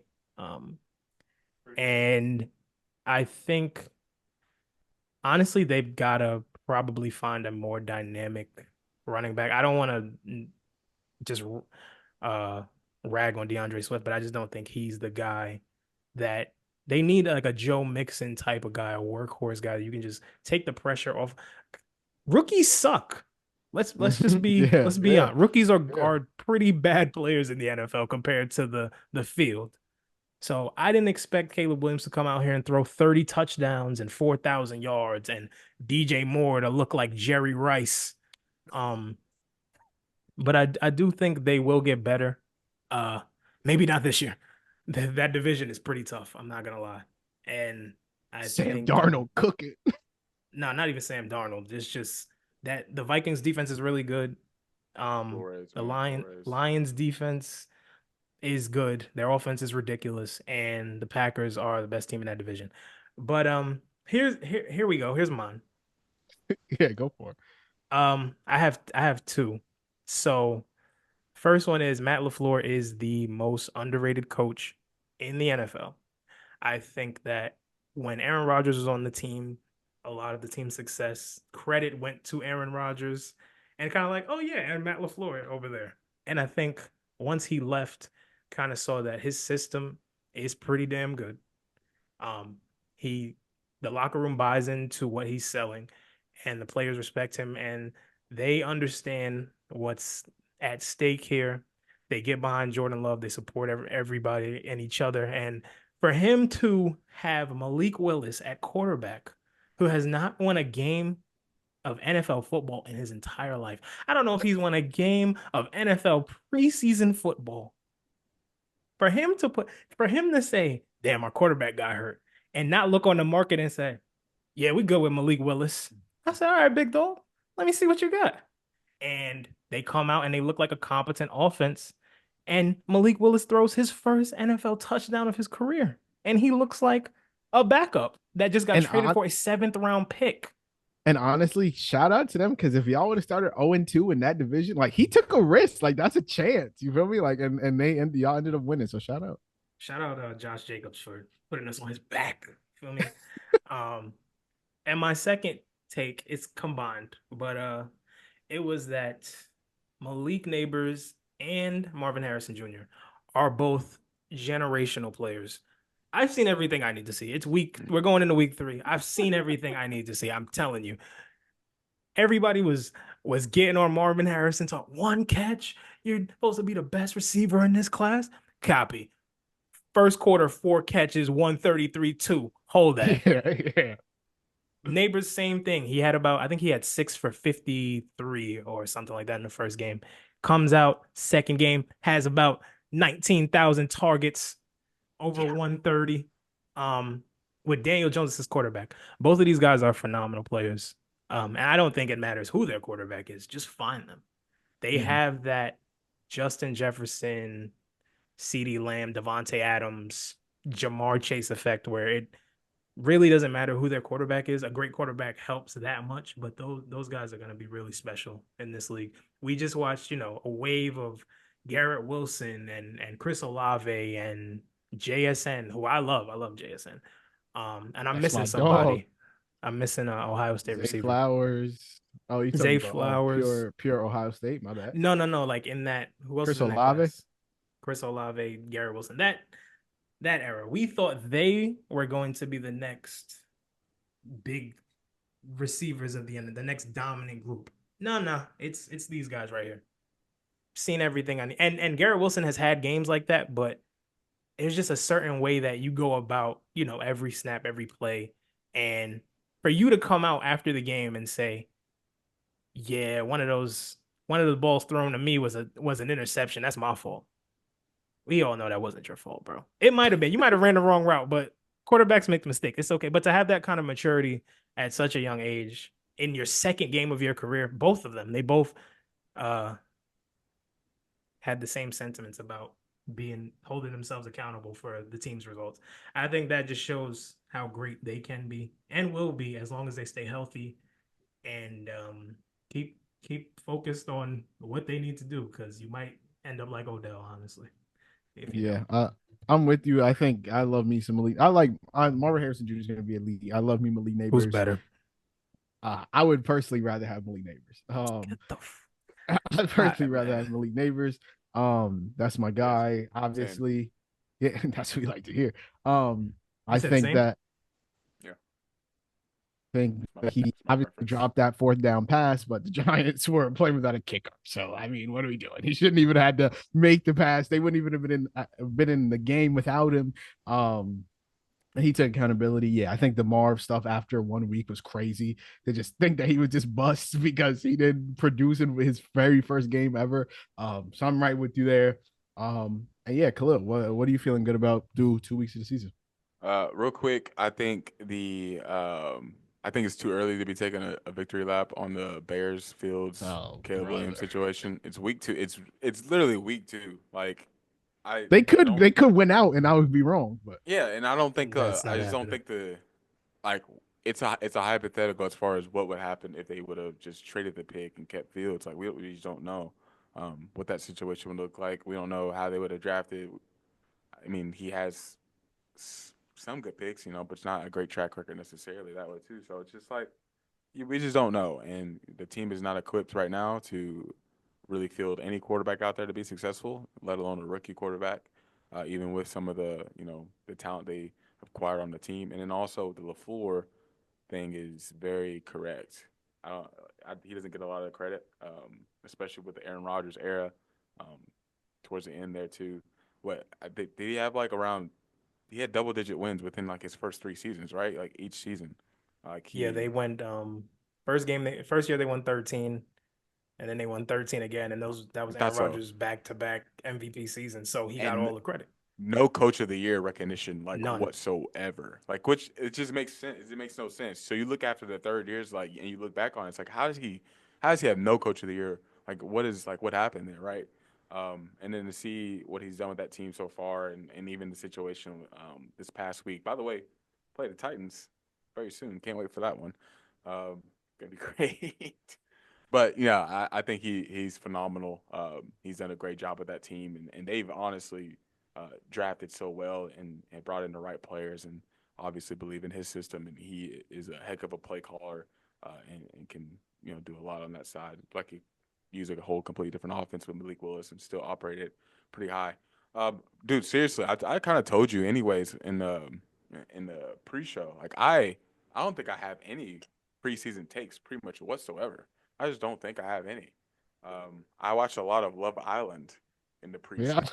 yeah, That was what my life was. Like I had draft yeah. takes and stuff. I had Malik Nabers at number one, for my receiver, of course, and obviously had Caleb Williams number one. I think I had Jaden Daniels number four in my QB or something. Yeah, That was yeah. We young. didn't even get to record that episode, but Yeah, yeah, I mean, and that's fine. I think it varies. Like I was very passionate about my Justin Fields take. Um, yeah. but that kind of leads us, that's a perfect segue into I just want to kind of see how we feel, do a little temperature check on our favorite NFL teams. Obviously I'm a Seahawks fan, Joel's a Packers fan, Khalil's a Titans fan. So Khalil, 2 weeks through the season, how are you feeling about your Titans? So obviously made a lot of changes on the team. Completely new coaching staff for the most part. New DC, new head coach, new OC. Pretty much had to change the offensive line completely. Draft picks. Had kind of a limited draft selection this past season. I think we had a first round pick, second round pick. Didn't have a third round pick. That was pretty rough. But I think we still did the best we could with those draft picks. I love JC Latham. Hasn't had the easiest transition, which just kind of happens sometimes, especially going over from right tackle to left tackle. Tavondre Sweat looks freaking amazing, super dynamic, especially alongside Jeffrey Simmons. The defense looks really good. Denard Wilson over at DC has done a great job coming from Baltimore, of course, and I think he was over at Philly right before that as a DB coach there. So he has a great track record following him. But he's done a great job with the defense. We have a lot of great pieces over there. Good DBs, good defensive line, of course. Even have a little bit of pass rush. I think the shortcomings so far fall with the QB. Unfortunately, I even like the way Tony Pollard looks. I do like the way Calvin really looks. He looks very explosive himself. But the quarterback right now is not doing what he's supposed to be doing. Even special teams is not doing what they're supposed to be doing too. Even kind of having some faults with some of those games and plays that have not been made. So I don't know how to feel yet. I wasn't high on Will Levis coming out into the draft, and I think I had him maybe as the last quarterback. And of course, when we drafted him and made him the QB1, I jumped on board for that, and hopefully things get a lot better. He just kind of has to learn, and it's going to be some growing pains that way. I think Coach Callahan has been super hard on him as far as like what he needs to be doing. Like he's like even during the game, he said, "What the are you doing?" when he made that stupid play, he deserved every bit of it. So it's just hopefully that can come, that can just continue to grow as this season comes. And Brian Callahan is a very experienced coach who's dealt with a lot of QBs from Drew Brees to Peyton Manning to Tim Tebow. So it's like and Matt Stafford even then too. So like he has a track record himself, and hopefully he can get Will Levis corrected. And if not, we'll probably be in the market for another quarterback, which You'll I be just you'll be hope you'll be not. rooting for Justin Fields, brother. We'll be on the same page then. That is not okay. Whatever.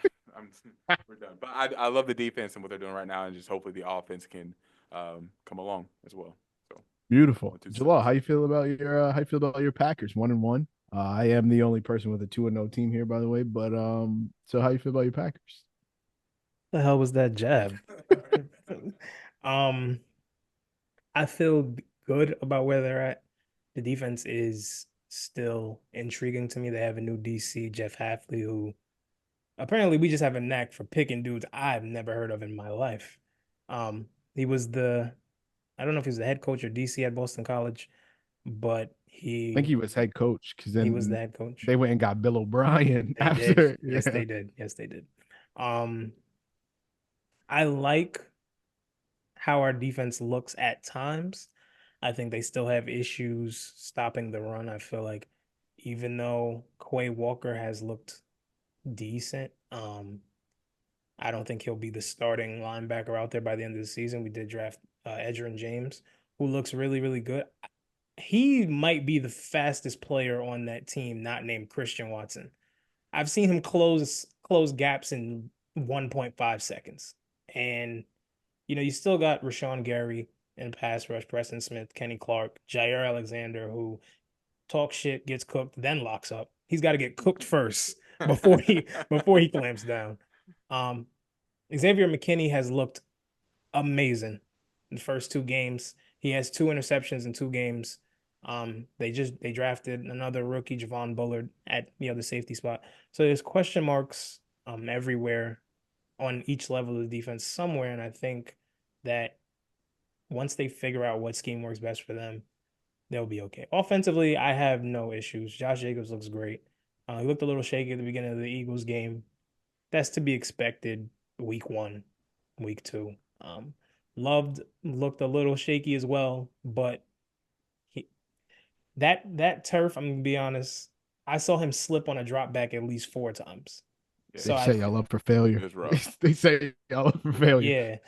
Yeah. But I do think Packers have so many offensive weapons. You really don't know where you're gonna get hit from. Christian Watson can kill you over the top when he feels like playing football. Jaden Reed is absolutely dynamic. Romeo Dobbs is big play guy. He can go up and get it.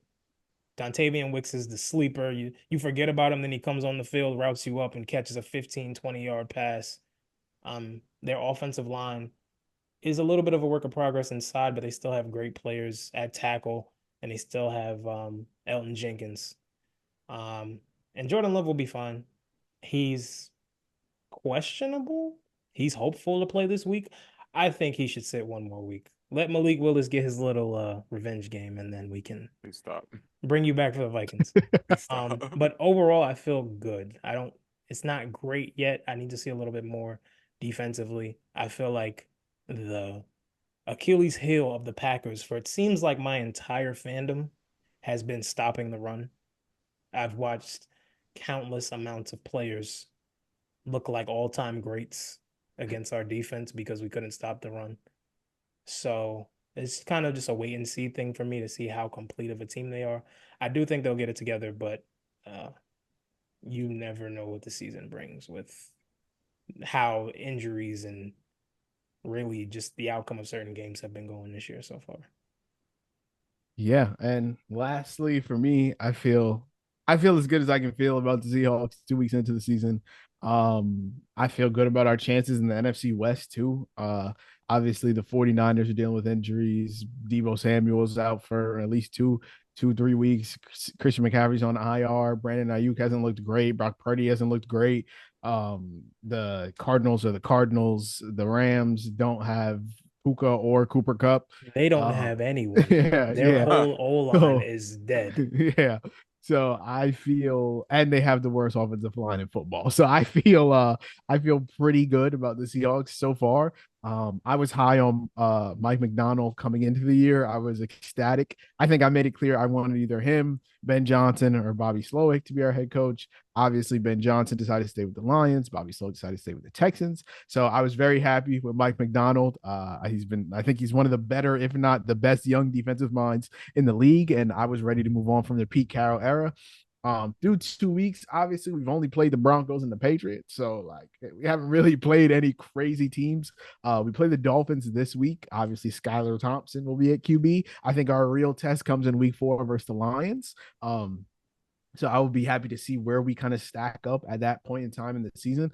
But I feel about as good as we can. Like Geno, I know Khalil have said some things about Geno Smith. Yes, you have. But I've said some things. You act like you haven't, but you have.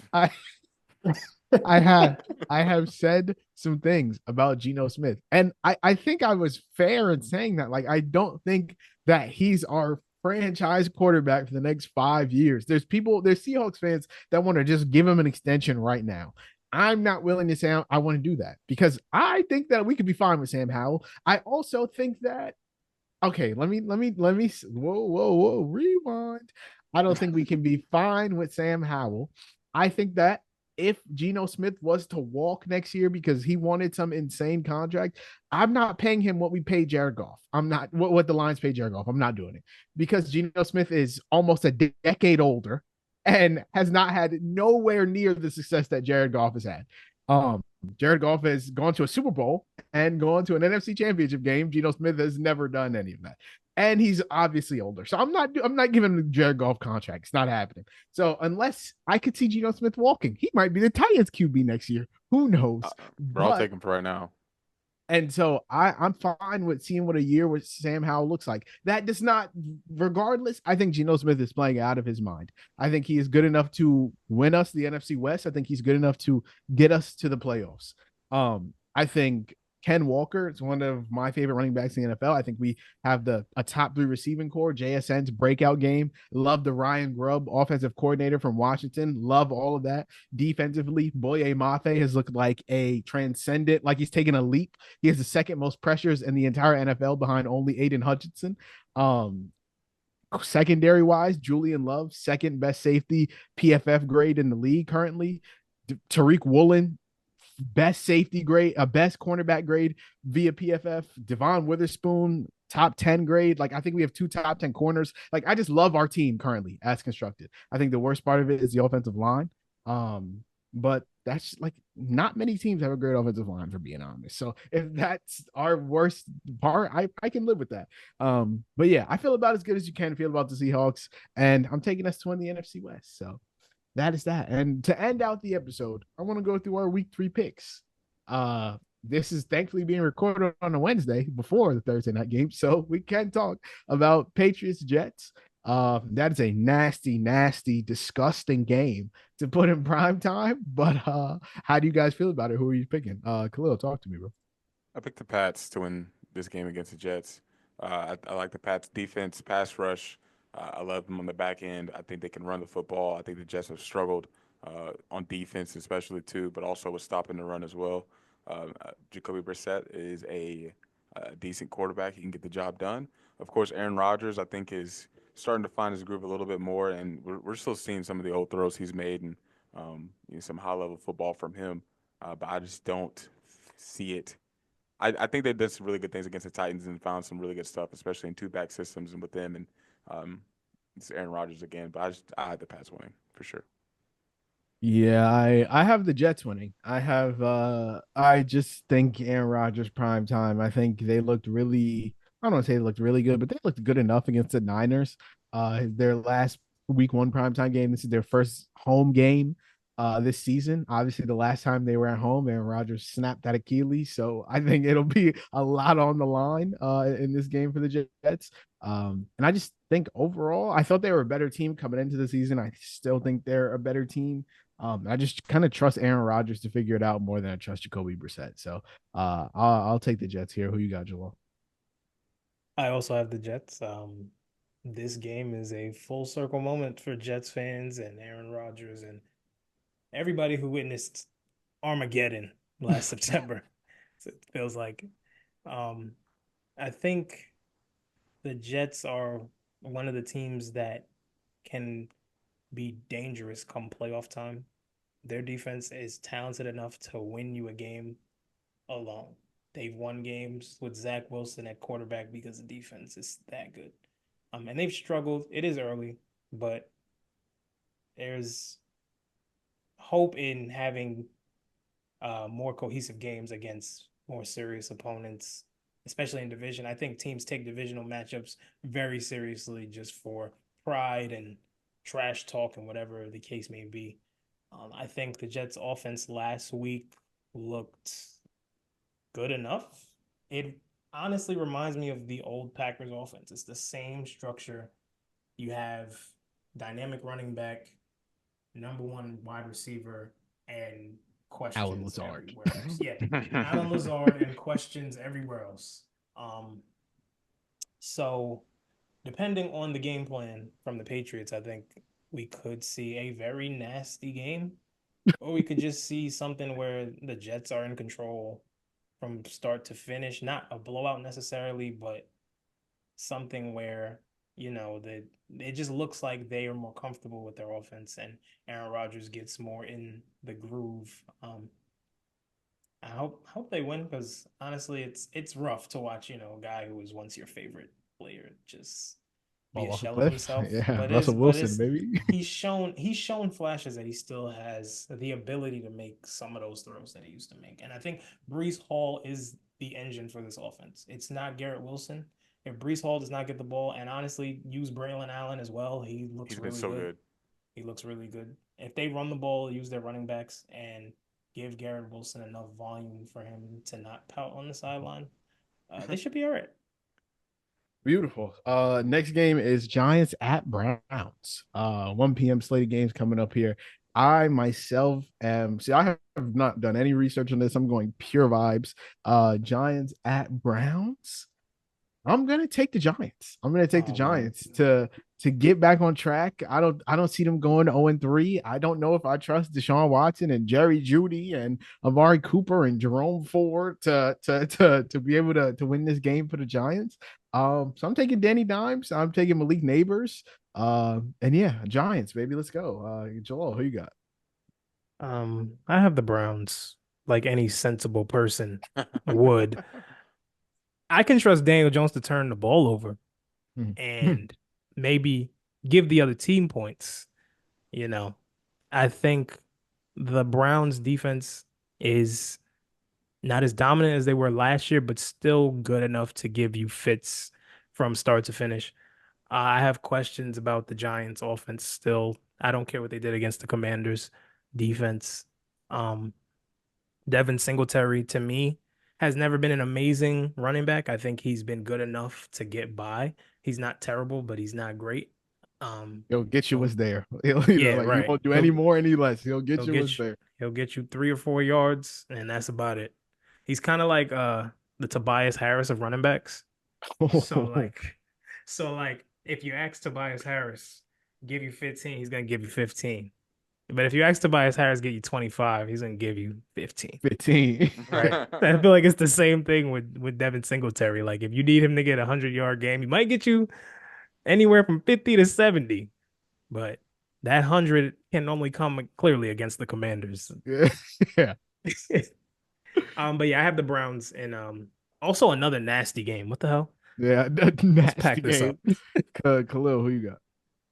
No, yeah, I also have the Browns. I just think it's a tough matchup for the Giants. I love what the Browns can do on defense against that team, and I know the offense is in a kind of a weird spot, and but they just came off a victory against the Jaguars, and I think the Giants are kind of in a similar situation as far as just like what we can expect to see from them this week. So I think the Browns are going to come out with a victory against the Giants, and again, I hope Neighbors has a great game because I haven't played his fancy this week, so I'm not As feeling do great I. about That's it. what we're Not cooking, feeling great about baby. it. Next game we got Bears at Colts. Anthony Richardson versus Caleb Williams. I will take. Actually, I don't know yet. So Khalil, talk to me. Who you got in Bears Colts? No, this is a very difficult one. This can really go back and forth, and it might be a tough game to watch as well too. Both teams have their flaws. Colts are a little bland on defense, and but also the Bears are a little bland on offense. Don't have a great running game. Cannot block. Can't really get the ball down the field. Like it's tough. It's a tough matchup, and you don't know what you are going to expect from. I actually like the Bears defense as well, by the way. So I don't know what you're going to expect from Anthony Richardson. Again, he was my favorite quarterback in the draft with C.J. Stroud coming out. I had him at 1. I had C.J. Stroud at 2. I love Anthony Richardson. I think he can bring a lot to a team. Last week wasn't great, of course, so I don't know what to expect in that way. But I think this is a team that can establish a run, get some stuff going downfield, and I think Steichen's going to have to be in his bag for this one for sure. But I do have the Colts getting out over the Bears. So Jalal, talk to me. Who you got? I also struggle with this one because the last 2 weeks in the Colts loss, I feel like their Achilles heel on defense is stopping the run. We saw Joe Mixon go for about 160, and then we saw Josh Jacobs the next week basically do the exact same thing. And I've already said it. I don't trust DeAndre Swift to do that. Maybe as a committee, they'll be able to run the ball effectively with Khalil Herbert and Roshan Johnson. And DeAndre Swift as a committee, they'll be able to maybe get 100 to 150 rushing yards. Help out Caleb Williams a little bit, With all that being said, I'm picking the Colts just because I don't trust the Bears just yet. the offense, man. Yeah, like their offense is so bad that it's just like, if you can score about 9, 12 points, you could probably win a game against the Bears right now. Yeah, even offensive line aside, just like play calling wise and helping out your offensive line, helping out your quarterback, it's just not there. Yeah, And Matt Eberflus is another one of my Yeah, terrible coach he's out candidates. of here after Like this. the same way I feel about Nick Sirianni, that's how I feel about him. Like he's not a great coach. He's just straight vibes. Like he's just going there vibing, you know. It's all about aesthetic with him. But I'll take the Colts. I think they have some issues to work out on both sides of the ball. They got to find a way to get Michael Pittman involved. I know Anthony Richardson is throwing airmail. Josh Pretty. Downs is back. Oh, Josh Downs. Is he playing on He Sunday? should be. He should be. Okay. Right now, Alec Pierce is looking like the number one, which He's cooking. that can't be a recipe to a successful offense. They've got to get their stars involved. Jonathan Taylor looked really good last week. They got to keep giving him the ball. They got to find a way to get Michael Pittman more involved. And if they start connecting on those deep throws, might get a little scary. I'm not gonna lie. But the Bears defense is pretty good. Jalen Johnson's one of the best corners in the NFL. So I think it'll be, what is this, our third straight nasty game? Yep, three Um, straight nasty games. yeah, might be the third game of the week where neither team scores more than 21 points. Yeah, for me, I was torn on this at first, but throughout you guys talking, I've made my decision. I'm gonna go with the Bears. I think that it is going to come down to the Anthony Richardson, Caleb Williams, who makes less mistakes. And I think the Bears will force Anthony Richardson to make more mistakes than the Colts defense will force Caleb Williams to make. So I'm gonna go ahead and take the Bears to move the Colts to 0-3, which will be pretty tough. And so, yeah, the next matchup is Texans Vikings Battle of the Undefeateds. Uh, I think this this has the potential to be a pretty good game. I think this is where we will see if Sam Darnold is real or not. But I'm going to take the Texans to move to 3-0. I think Yeah, Kevin look at O'Connell, Khalil's faith. he's locked. Kevin O'Connell for me is a hell of a coach, but I think D'Amico Ryans is a hell of a coach too. And I think the Texans just have too much. I think CJ Stroud will just kind of outclass Sam Darnold, and I just think the Texans are a better team. So I'm taking the Texans to win at the Vikings. Khalil, talk to me. Who you got? this is probably going to be one of my favorite games to watch this week. I'm really looking forward to it. A great matchup on so many sides. Offense, defense, CJ Stroud, Brian Flores, Kevin O'Connell, D'Amico Ryans, that front over there. I like the matchup a lot. It's going to be a good one. I got the Vikings. I'm going to go with the Vikings. I'm probably going to regret it. A little Betting against upset CJ alert. Probably going to regret it. Betting against CJ Stroud, but I like what the Vikings are doing, and I think they're a tough matchup, especially on the defensive side. And I really like Brian Flores and what he does.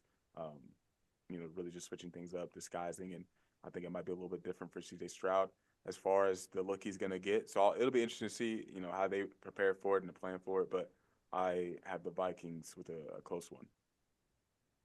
Jalal, talk to me. Who you got in this one? I have the Texans. We didn't touch on them when we were talking about our 2-0 teams, the Vikings. But I do think they are pretenders. I don't see how I don't know how Sam Darnold's going to keep this up. Let's be honest. He has Justin Jefferson, and right now, and that's about it. And Justin Jefferson can save your ass. We've seen it time and time again. But I think there's tiers to how good of a team you can be, and I think the Vikings ceiling is really low. I just don't trust them to keep up with the Texans. Even though they just beat the 49ers, the 49ers are battered and beaten right now. And it was a really impressive win, but I think it'll be entertaining. I do think, like I said, I think the Texans look like the best team in the AFC right now. And I think they will continue to show why we should take them seriously in championship contender conversations. Beautiful. Next matchup is Eagles at Saints. I am going to keep this quick. I'm taking the Saints. I think that they're going to embarrass the Eagles on defense. The Eagles are coming off a tough loss. I get they want to redeem themselves, get a little revenge game going, and the Saints Cinderella season. But I think the Saints offense is somewhat legit, and I don't know that the Eagles have the speed on the back end. I don't know that they have the coverage. I don't think they can tackle. I think that the Saints are going to put up points in this game, and the Saints also have a great defense. So I could see them giving Jalen Hurts looks that he's not comfortable with. So, and it's in New Orleans. So I'm taking the Saints to go 3-0 and send the Eagles to 1-2. Jalaal, who you got in this one? I picked the Saints as well. But if you know anything about the Saints, when they play at home, they play like garbage. Not sure why. It's just a Saints thing. It's a Cowboys thing too. But I do think that the Eagles can win this game. I see a path of the Eagles winning this game. I don't know what to think of the Saints defense. They haven't really had to defend all that much in high leverage situations. They played the Panthers, which was a Throw walk in the that one park. out. Yep. And by the second half of the Cowboys game, they were pretty much playing soft coverage most of the time. And I think this has the potential to be one of the higher scoring games of the week. I do trust the Eagles to keep up offensively. It's just like you said, that defense looks really, really bad. Until they start forcing some more turnovers, at least if you can't, get stops with sacks and stopping guys on third down, at least try to force some turnovers. If they can force Derek Carr to turn the ball over here and there, I can see them winning. But Saints in a shootout. Beautiful. Khalil, who you got? I think the path to victory for an Eagles team is having a healthy AJ Brown. So needs to see what that looks like. Of course, I do think the Saints historically can match up in the box as far as being able to match up in the run game. So I don't know if the Eagles will be able to establish that necessarily the way they might want to, but I do have the Saints pulling this one out. I think offensively they're just on another level right now, and I think they pose a lot of tough matchups for the Eagles, and how they are on the defensive side. So I have the Saints winning probably convincingly. I think in this one for sure. Boom. So 3-0 for us on the Saints there. The next matchup is Chargers at Steelers. Battle of the undefeated yet again. Steelers first home game. I think it's no question who I'm going with here. I'm taking the Pittsburgh Steelers to win this game. I think that the Justin Fields era in Pittsburgh starts 3-0. I think the Steelers are just a better team. And that's all I'm gonna say about it. So Khalil, who you got on this one? I have the Chargers in this matchup. I think good offensive line, better quarterback. I think it's a very similar team in how they're going to play, and just what you should expect in a pretty hard fought battle between both teams. But I'm going to lean with the better quarterback in this situation here and go Justin Herbert and the Chargers. Jafal, what about you? Same. Chargers for mostly the same reasons. Better quarterback, better O line. Honestly, right now, looking like a better running backs. And I think, like I said before about the Chargers, I think their defense is a little, even though the stats are there, the numbers are there, their defense is a little underrated at this point. They've got playmakers on that side of the ball on all three levels, and I think you can force Justin Fields to make some mistakes, and it will be a close game. I think one play here or there will probably decide the game in the long run. Yeah, I'm taking the Chargers for Jim Harbaugh. Start 3-0. Okay. Be crazy. Okay. The next 1 p.m. slate game is Broncos at Buccaneers. I think this could get nasty for the Broncos, if I'm being honest. I believe in the Baker Mayfield led Buccaneers. Obviously, they very well could have beat the Lions last year to go to the NFC chip, that would have been. And now they just beat the Lions a week ago. So I'm taking the Buccaneers to they beat the Lions pretty convincingly too. I'm taking the Buccaneers to stomp the Broncos in this one and move to 3-0. And Sean Payton's Broncos move to 0-3. Jalal, who you got in this one? I also have the Buccaneers. I'll keep it short, sweet. Broncos are ass. Let's just keep it real. They're not a great team. They're rebuilding. Uh, Bo Nix looks great one drive, horrible the next drive. I really don't know what to expect out of their offense. They're not getting any production from their running backs. And even though they have some good pieces on defense, Pat Surtain is not going to save you. So I think, yeah, like you said, it could get real nasty real quick. Bucks by 1,000. Beautiful. Khalil, who you got? Yeah, man. Bucks are a better team. Broncos are poorly run. I really have no hope for them. It's probably like Panthers and then Broncos are gonna be right after them as far as just two of the worst teams in football. Buccaneers for the win. The next one, the last Before we game. move on, hold on. No, So talk to me. I just want to ask a question. So you said, Khalil, you said Panthers and Broncos as like the two worst teams in the league. Yeah, What they're does probably it forgetting. say for two organizations that might have first round picks that are high enough to take a quarterback for two organizations that are not sure about what they have at that position? Like, how bad how bad of an organization do you have to be to continuously take quarterbacks The quarterbacks. and just whiff on them? And I've been the guy that said the worst time to take a quarterback is when you absolutely need one.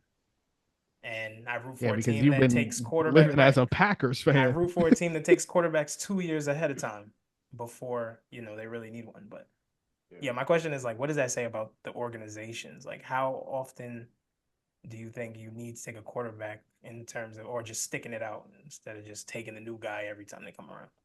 I mean, there's a few different ways to do it as far as running a team. You can work on building a team first and having the quarterback, right, and trying to find him later, whether it's in free agency or the draft, or you can continue to take quarterbacks and see what happens and see what works. Because at the end of the day, you're gonna need a competent quarterback to win, and depending on where your team is, you're gonna need a top 10 quarterback to win, right? So it just really depends. Uh, we already know the Panthers are very poorly run. Tepper is not a great owner, and Pepper, sell the team, please, please. it's bad. As a Charlotte person, It's please so sell bad. the team. It's so bad. It's so bad, and the Broncos are not really far off there with the spot they've been in for the past few years. So it's a tough situation to be in, and missing. So taking Bo Nix in the first round is not Insane. looking. It's not looking great, and I didn't think he was terrible. He was my last quarterback in my rankings, but first round, like you kind of just for the next couple of years, you really just screw yourselves there. Like you really just push your franchise back. And then obviously we know what the Panthers did, the trade they made, and then whiffing on Bryce Young, what it seems to be so far, now having to start freaking Andy Dalton, and Andy, the red yeah, rifle, baby. Yeah. you're just setting your franchise back, and you're not really setting anyone up for success, and it's probably going to be some people fired in both buildings. So those are the consequences of it, man. Honestly, whiffing as much as you are, and uh, not prioritizing the right things when it comes to draft picks. And but the Panthers, I think, have been good in the first round, maybe draft pick wise, and then after that, maybe not. I can't remember. It's maybe backwards, but it's just rough. Yeah, I was on Twitter the other day and somebody was like they brought up the fact that the Bears still have the Panthers 2025 second from that Yeah. trade, which might go down as one of the worst trades in NFL history. It looks like it already is. Yeah, And I love Bryce Young. Najee knows like when Bryce Young was at Alabama and he was winning the Heisman, I was like, Bryce Young is best quarterback in college football, which he was.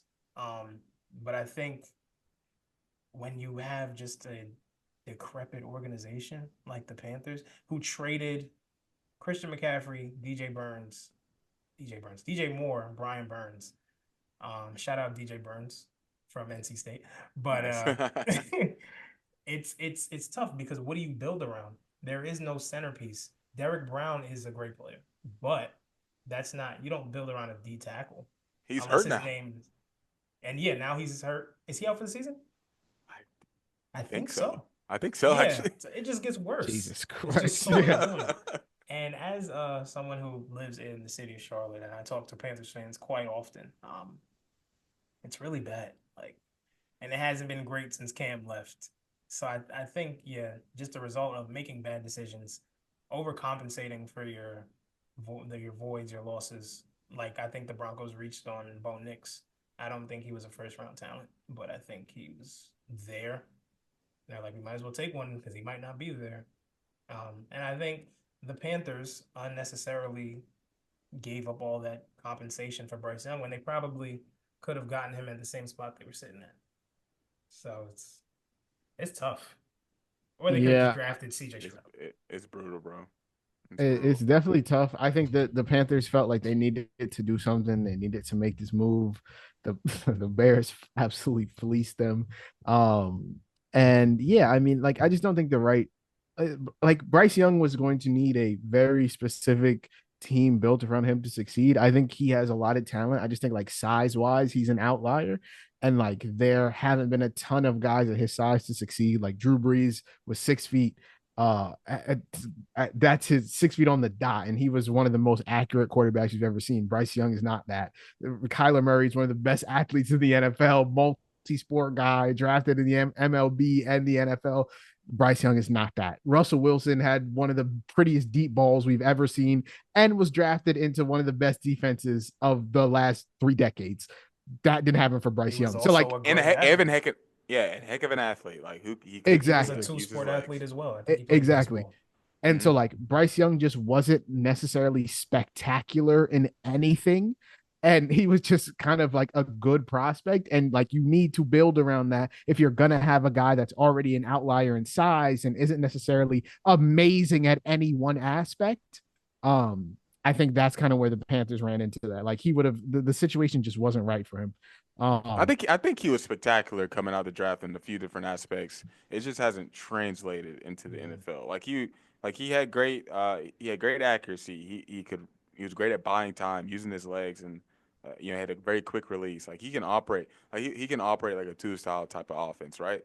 Like so he had great aspects to him. It's just none of it's translating to the NFL. And like you said earlier, he needs a very specific offense and team built around him to complement what he does. And the Panthers really aren't that for anyone at this moment. Baker yeah, I Mayfield, just who's playing great for the Bucks, was terrible for the Panthers. Sam Yeah, I just Darnold. think they kind of like broke him. Like I think you can break a player pretty Yeah. easy. I think that's kind of what happened with Justin Fields and the Bears. Like I think they just kind of broke him after enough times of running him into this wall that was never going to work. And like I think the Panthers kind of did the same thing with Bryce Young. I think that the Broncos are kind of in danger of doing the same thing with Bo Nix. Whereas you look at a guy like CJ Stroud, like he wasn't amazing as soon as he got in the league. Obviously, that's how people remember it, but like his first 3 weeks weren't great. And then they just kind of figured it out. And like that was a good foundation that the Texans were building. And so yeah, I think that the Panthers just kind of screwed him. And I think that his career with the Panthers is probably over. Hopefully that they can move him or they can. I don't know if they'll ever insert him back into being the starter if Andy Dalton doesn't go down, but like I think that situation is completely ruined. Um, the next game, the last 1 p.m. slate game, is you two fellas right here. It is Packers at Titans. So I am interested to know how you guys feel like this one is going. Jalal, talk to me. Who are you taking? Nah, let Khalil go. Let Khalil go. Oh, I Khalil. get I get long-winded. Go ahead. Go ahead, Go bro. ahead, Khalil. Start it off. Um, I talked about it earlier. I like the Packers a lot. I actually just bought some Packers stuff. I don't care to wear other team stuff as long as it's not a team in my division. Like I like to wear like I Mm. have Raven. Like I'm a Titans fan, but I have Ravens gear. Lamar Jackson is my favorite player in the NFL. I have Cowboys gear just because it's like a starter thing. Like I don't care to wear other people's stuff. I bought a Packers like suit today. Like it's these different pants, windbreaker pants or something like that. It's nice. I'll show you, Jalal. You'll like it. Yeah, you'll like it. I'll Um, send you the link. but I like the Packers. Like I love their team. I love what they've done and what they've built. I love LeFleur. I think he's a really good coach and like Jalal said, very underrated and has not gotten the recognition just until recently for what he's done in his stint. Pretty much having success from the get go and really remaining competitive ever since he's been there. So very impressive for what he's done. Amazing play caller. I like the Packers on offense, defense. You've talked about it too. Just having some issues on that side of the ball a few different times, not being as consistent in the run game. I like them in the back end as well. I like the Titans in this one. I'm just gonna go ahead and pick it. I'm picking the Titans. Love their defense. Mm. I think they've shown a lot so far on defense and with the acquisitions they've had. Devondre Sweat, Jeffrey Simmons is still there. Of course, you brought in Snead, you brought in Uzier. Like you have some good pieces on defense, and Denard Wilson has really shown himself to be a really good defensive coordinator so far. The offense, of course, is a work in progress. We've got to see what that looks like, and maybe sound like a little biased pick, not knowing what the offense will look like in that sense too. But this team does have some familiarity with the quarterback on the other side of the ball, so that kind of gives you hopefully some leverage and a little advantage when it comes to play game planning against a team like that. But I do have the Titans pulling this one out in a close game. I will go second. I think that this totally depends on who's playing quarterback. I know Jordan Love was practicing. If Jordan Love ends up lacing up, I think I'm taking the Packers. If it's Malik Willis, though, I will take the Titans to win this game. I don't know. I don't know that Matt LeFleur gonna have to show me that he can make it happen 2 weeks in a row. And so yeah, I'm taking the Titans if Malik Willis is the starter. Assuming Malik Willis is the starter. Jalaal, talk to me. Before I get my bias in, I will say Titans offense has defense, sorry, not their offense. Defense has looked really impressive through the first 2 weeks. They've got a lot of talent. Snead was a great pickup. Jeffrey Simmons is a dog. Love his game. Yeah. And they're great on every level.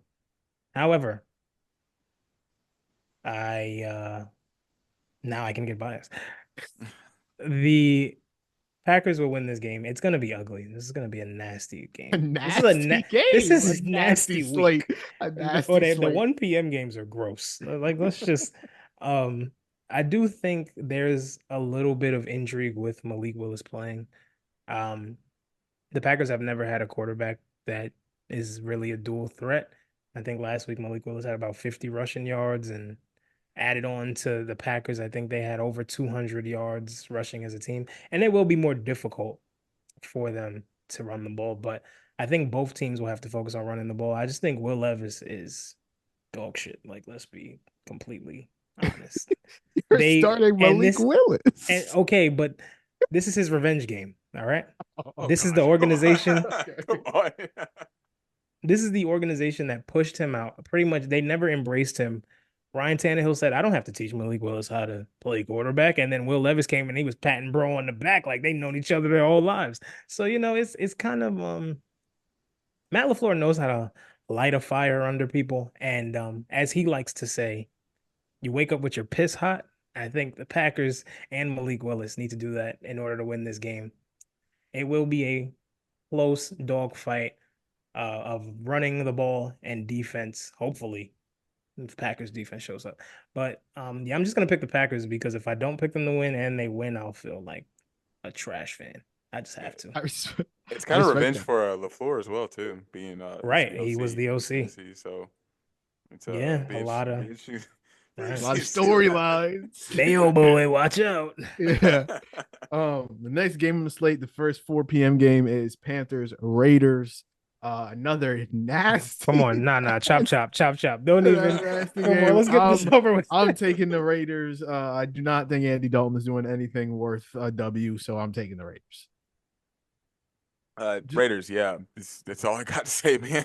Yeah, Raiders. Jalaal had Raiders. Beautiful. The next game is Seahawks Dolphins. This is very clear for me. I'm taking the Seahawks. I think Mike McDonald's going to give Skylar Thompson hell. They can put Tyler Huntley in if they want. They will be sadly mistaken. And so, yeah, I think this is going to be a nice little W for the Seahawks. Khalil, what you got? I got the Dolphins, bro. I'm joking. I have the Seahawks. Okay. I got the Seahawks.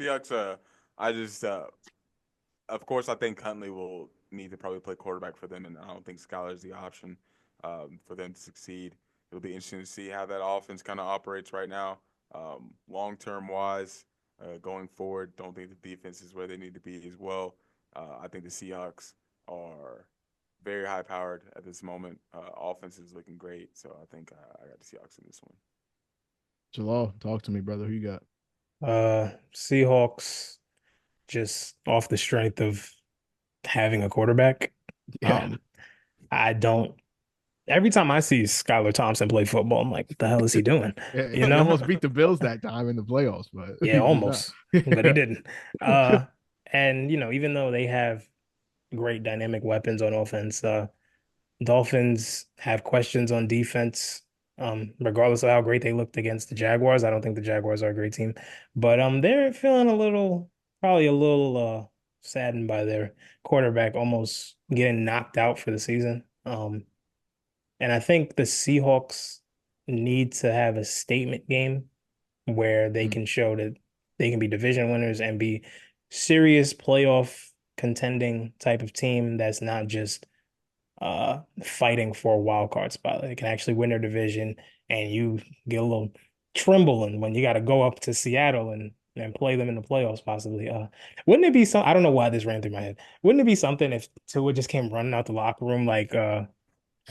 what's that basketball player's name that like hurt his ankle on the Knicks? Jesus Christ, in the 70s. I can't think of what you're talking about. Willis, But Willis Reed, Willis. Like oh, if he there just you came go. out the locker room like Willis Reed, all bobbly eyed and If that brother's on head. IR, he ain't touching a football field, my Oh, boy. they put him on IR. Damn tough. Yeah, yeah, All he right, ain't well, you can touching the field. insert Tyler Huntley into that. What if Yeah, Tyler Huntley came off the, yeah. the bench and just started throwing rockets down the field? That'd be crazy. I trust us to absolutely demolish those boys. Oh wait, this game is in Seattle? Yeah, Oh, Seahawks by 1,000. My bad. yeah, keep it I thought clean. it was in Miami. My bad. Nah, you good.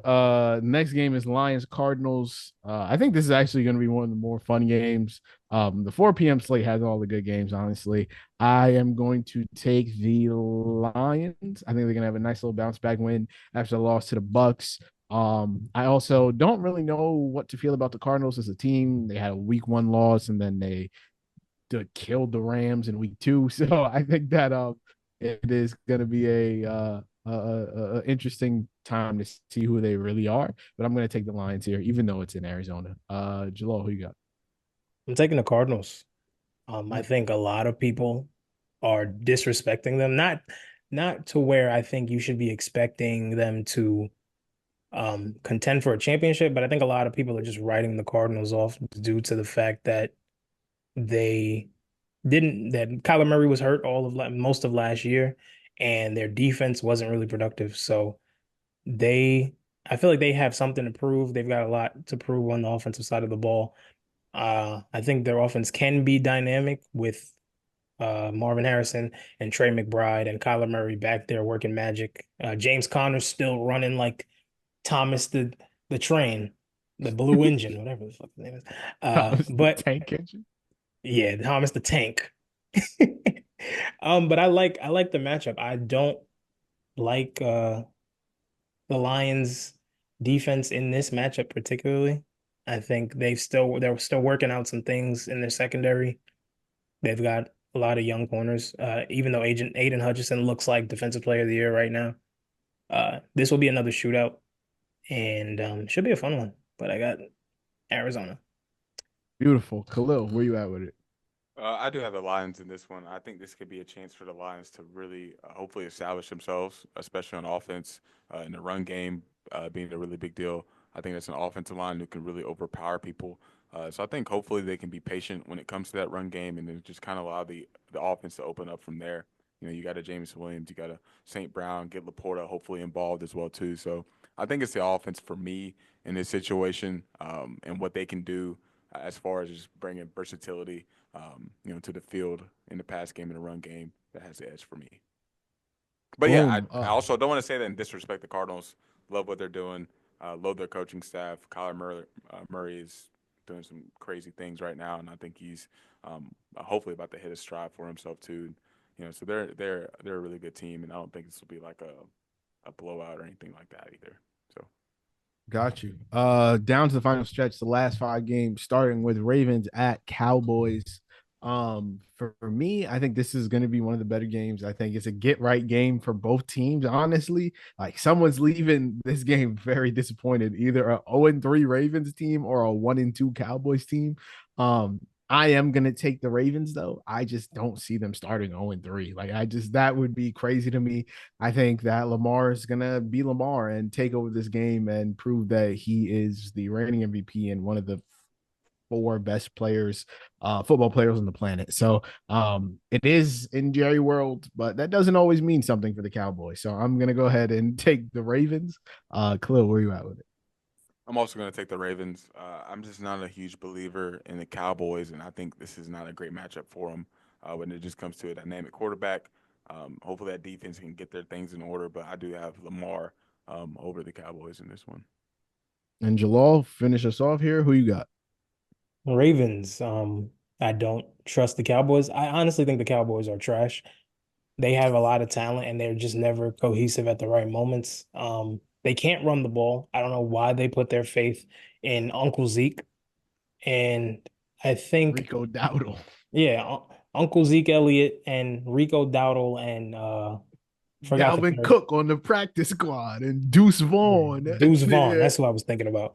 Um, the Ravens have a lot. I feel like they have a lot more to play for in terms of keeping up with their division. If you look at the NFC East, yes, the Commanders are 1-1, and it's looking ridiculous right now. But I think the Cowboys can lose this game, be 1-2, and still win their division easily.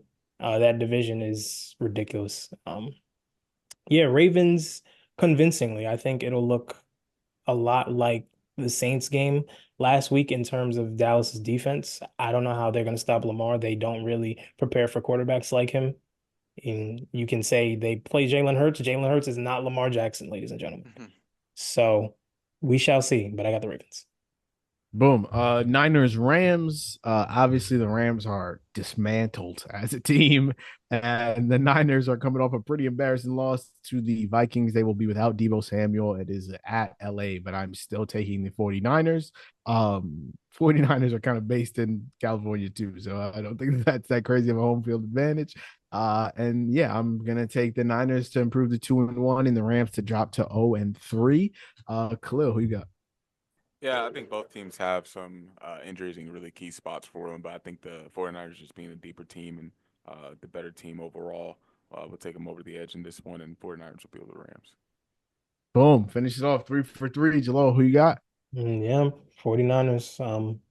Rams simply just don't have bodies to keep up with the Niners. And the Niners need a game where they can just run through a team, blow them out, rest some guys, feel good about the next week. Boom. The Sunday night game is Chiefs Falcons. I think this will be a fun one. It is the Falcons back-to-back primetime games. I'm taking the Chiefs. It is at Atlanta. I'm still taking the Chiefs to move to 3-0, the Falcons to move to 1-2. I think we'll really get to see who Kirk Cousins is coming off the torn Achilles. Let's really see how much you can do on a football field, brother. So that's who I'm taking. I'm starting with I'm starting with the Chiefs here. They will probably not lose until like week 6 or something crazy like that. Obviously, they're after Pacheco. I mean, they just lost Pacheco, but I think they'll be able to make up for it. Xavier Worthy, Travis Kelce will get involved again. Carson Steele, the fullback, they'll start giving him touches. Andy Reid knows how to make nothing into something pretty easily, so I'm not worried about it. Jalal, who you got? I wanted to pick Atlanta so bad.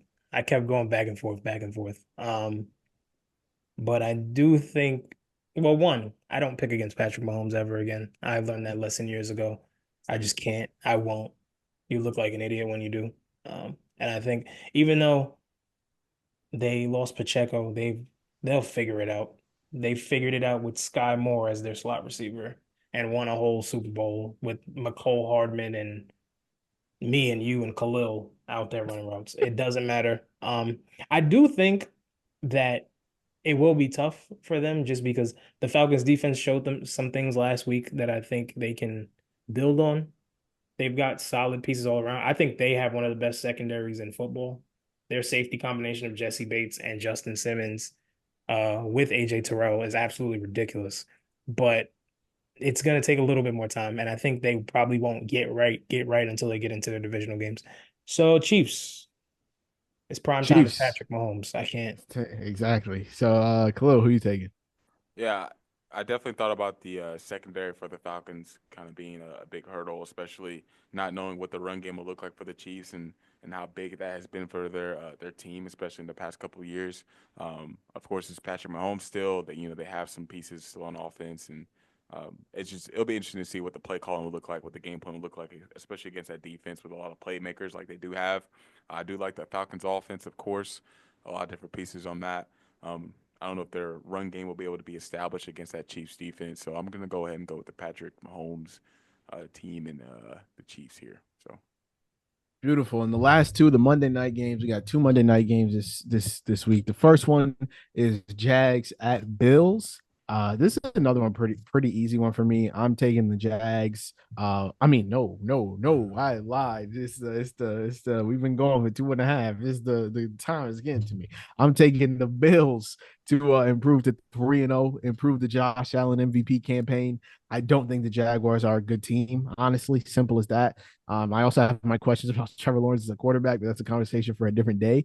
I think that the Bills are going to make it pretty clear the difference in teams here. And so yeah, I'm taking the Bills to win this one. Khalil, who you got? I'm also going the Bills. Better quarterback, better team, better coaching staff. It reminds me of the Pizza Hut, or not Pizza Hut, Papa John's slogan thing. Better ingredients, better pizza, better. But yeah, I got the Bills over the Jags here. So who you got? I also have the Bills. I also don't think the Jaguars are a really good team. I don't think Doug Peterson is that great of a coach anymore. I think he hasn't really adjusted year to year since they made the playoffs that one year. I think that was 2 years ago, 2 seasons ago. I like Trevor Lawrence, but I think he might be more in that what Jared Goff was when he was at the end of his tenure with the Rams. Maybe another team might scoop him up and he'll be great there, but the Jaguars just have so many holes on offense, honestly. The names don't do it for me. Like Brian Thomas is a really good prospect, really good rookie, but Gabe Davis isn't doing anything for you. Christian Kirk has been non-existent. And Evan Ingram is injured. So, and they don't think Trevor Etienne is the back that he was drafted to be. So, Bills It's a weird easy. situation over there. It Yeah, is a very weird situation. Last game on the slate, last Monday night game. We end the week with Washington at Cincinnati, Commanders at Bengals. I think this is the Bengals get right game against that Commanders defense. I have Jamar Chase in fantasy. I'm hoping, praying for a massive game. We saw Malik Nabers did. I need Jamar to do something similar. And I'm taking the Bengals to get back on track here. This would be a catastrophic loss for them in their season if they do end up losing to the Commanders. So I think they're gonna have a sense of urgency. I think that they have different season expectations than the Commanders do. And so this is a crucial one for them to kind of get a gimme game here and win this one at Cincinnati at home and get their first W of the season. Jalal, who you got? I have the Bengals.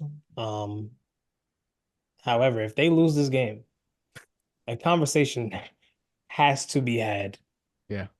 about Joe Burrow and about Zach Taylor. I think we've held Joe Burrow up to the standard of, you just said it earlier this week or today, top 5 quarterback in the league. And I think we've been holding his performances in that Super Bowl run up to high standard. You know, they beat the Chiefs in that run. No quarterback or no team really beats the Chiefs. Nobody really outduels Patrick Mahomes. It's time for Joe Burrow to show us why he is a top quarterback in the league. I don't care who you have out there, bro. I'll give you a pass for last week. Played the Chiefs in Kansas City. That's always a tough matchup. You got to win this game. The Commanders are in no mode to win now. You got to show you're dominant and you're take advantage of this window y'all have. Absolutely. And so Khalil, final game, final conversation. End us out strong here, my boy. Who you taking? Commanders, Bengals. I do think the Bengals are a tough matchup for the Commanders. Commanders are very conservative on the offensive side of the ball. Doesn't really push it down the field very much. I do think the Bengals have some athletes that can really match up well with them and make it difficult for that offense. Uh, you would think that the Bengals would start to find their stride a little bit in rhythm, a little bit on the offensive side. Of course, they always start off slow. Zach Taylor, Joe Burrow. It's weird with him every single year too. But I think the Bengals here should be able to pull it out and really hopefully find their what they need to do on the offensive side. So that's what I have for. Beautiful. So that is the entire week 3 slate. We'll be back to kind of go over our picks next week. And I hope you guys enjoyed this episode of the Run It Up podcast. Shout out to Khalil. Shout out to Jalal for joining us here. Make sure you guys subscribe to the Run It Up podcast everywhere that podcast can be found. You can follow us on TikTok at Run It Up Pod, Twitter at Run It Up Pod. Description will have all of this stuff. You can find me on Twitter at Najee Adams _, Khalil on Twitter at Below44, Jalaal on Twitter at JSandy45, and Justice on Twitter Underscore. at underscore. Be in the description, and Justice at JReed_ something like that. I hope you guys have a litty day, a litty night, a litty life, and just like we do in every episode of this podcast, make sure y'all go run it up.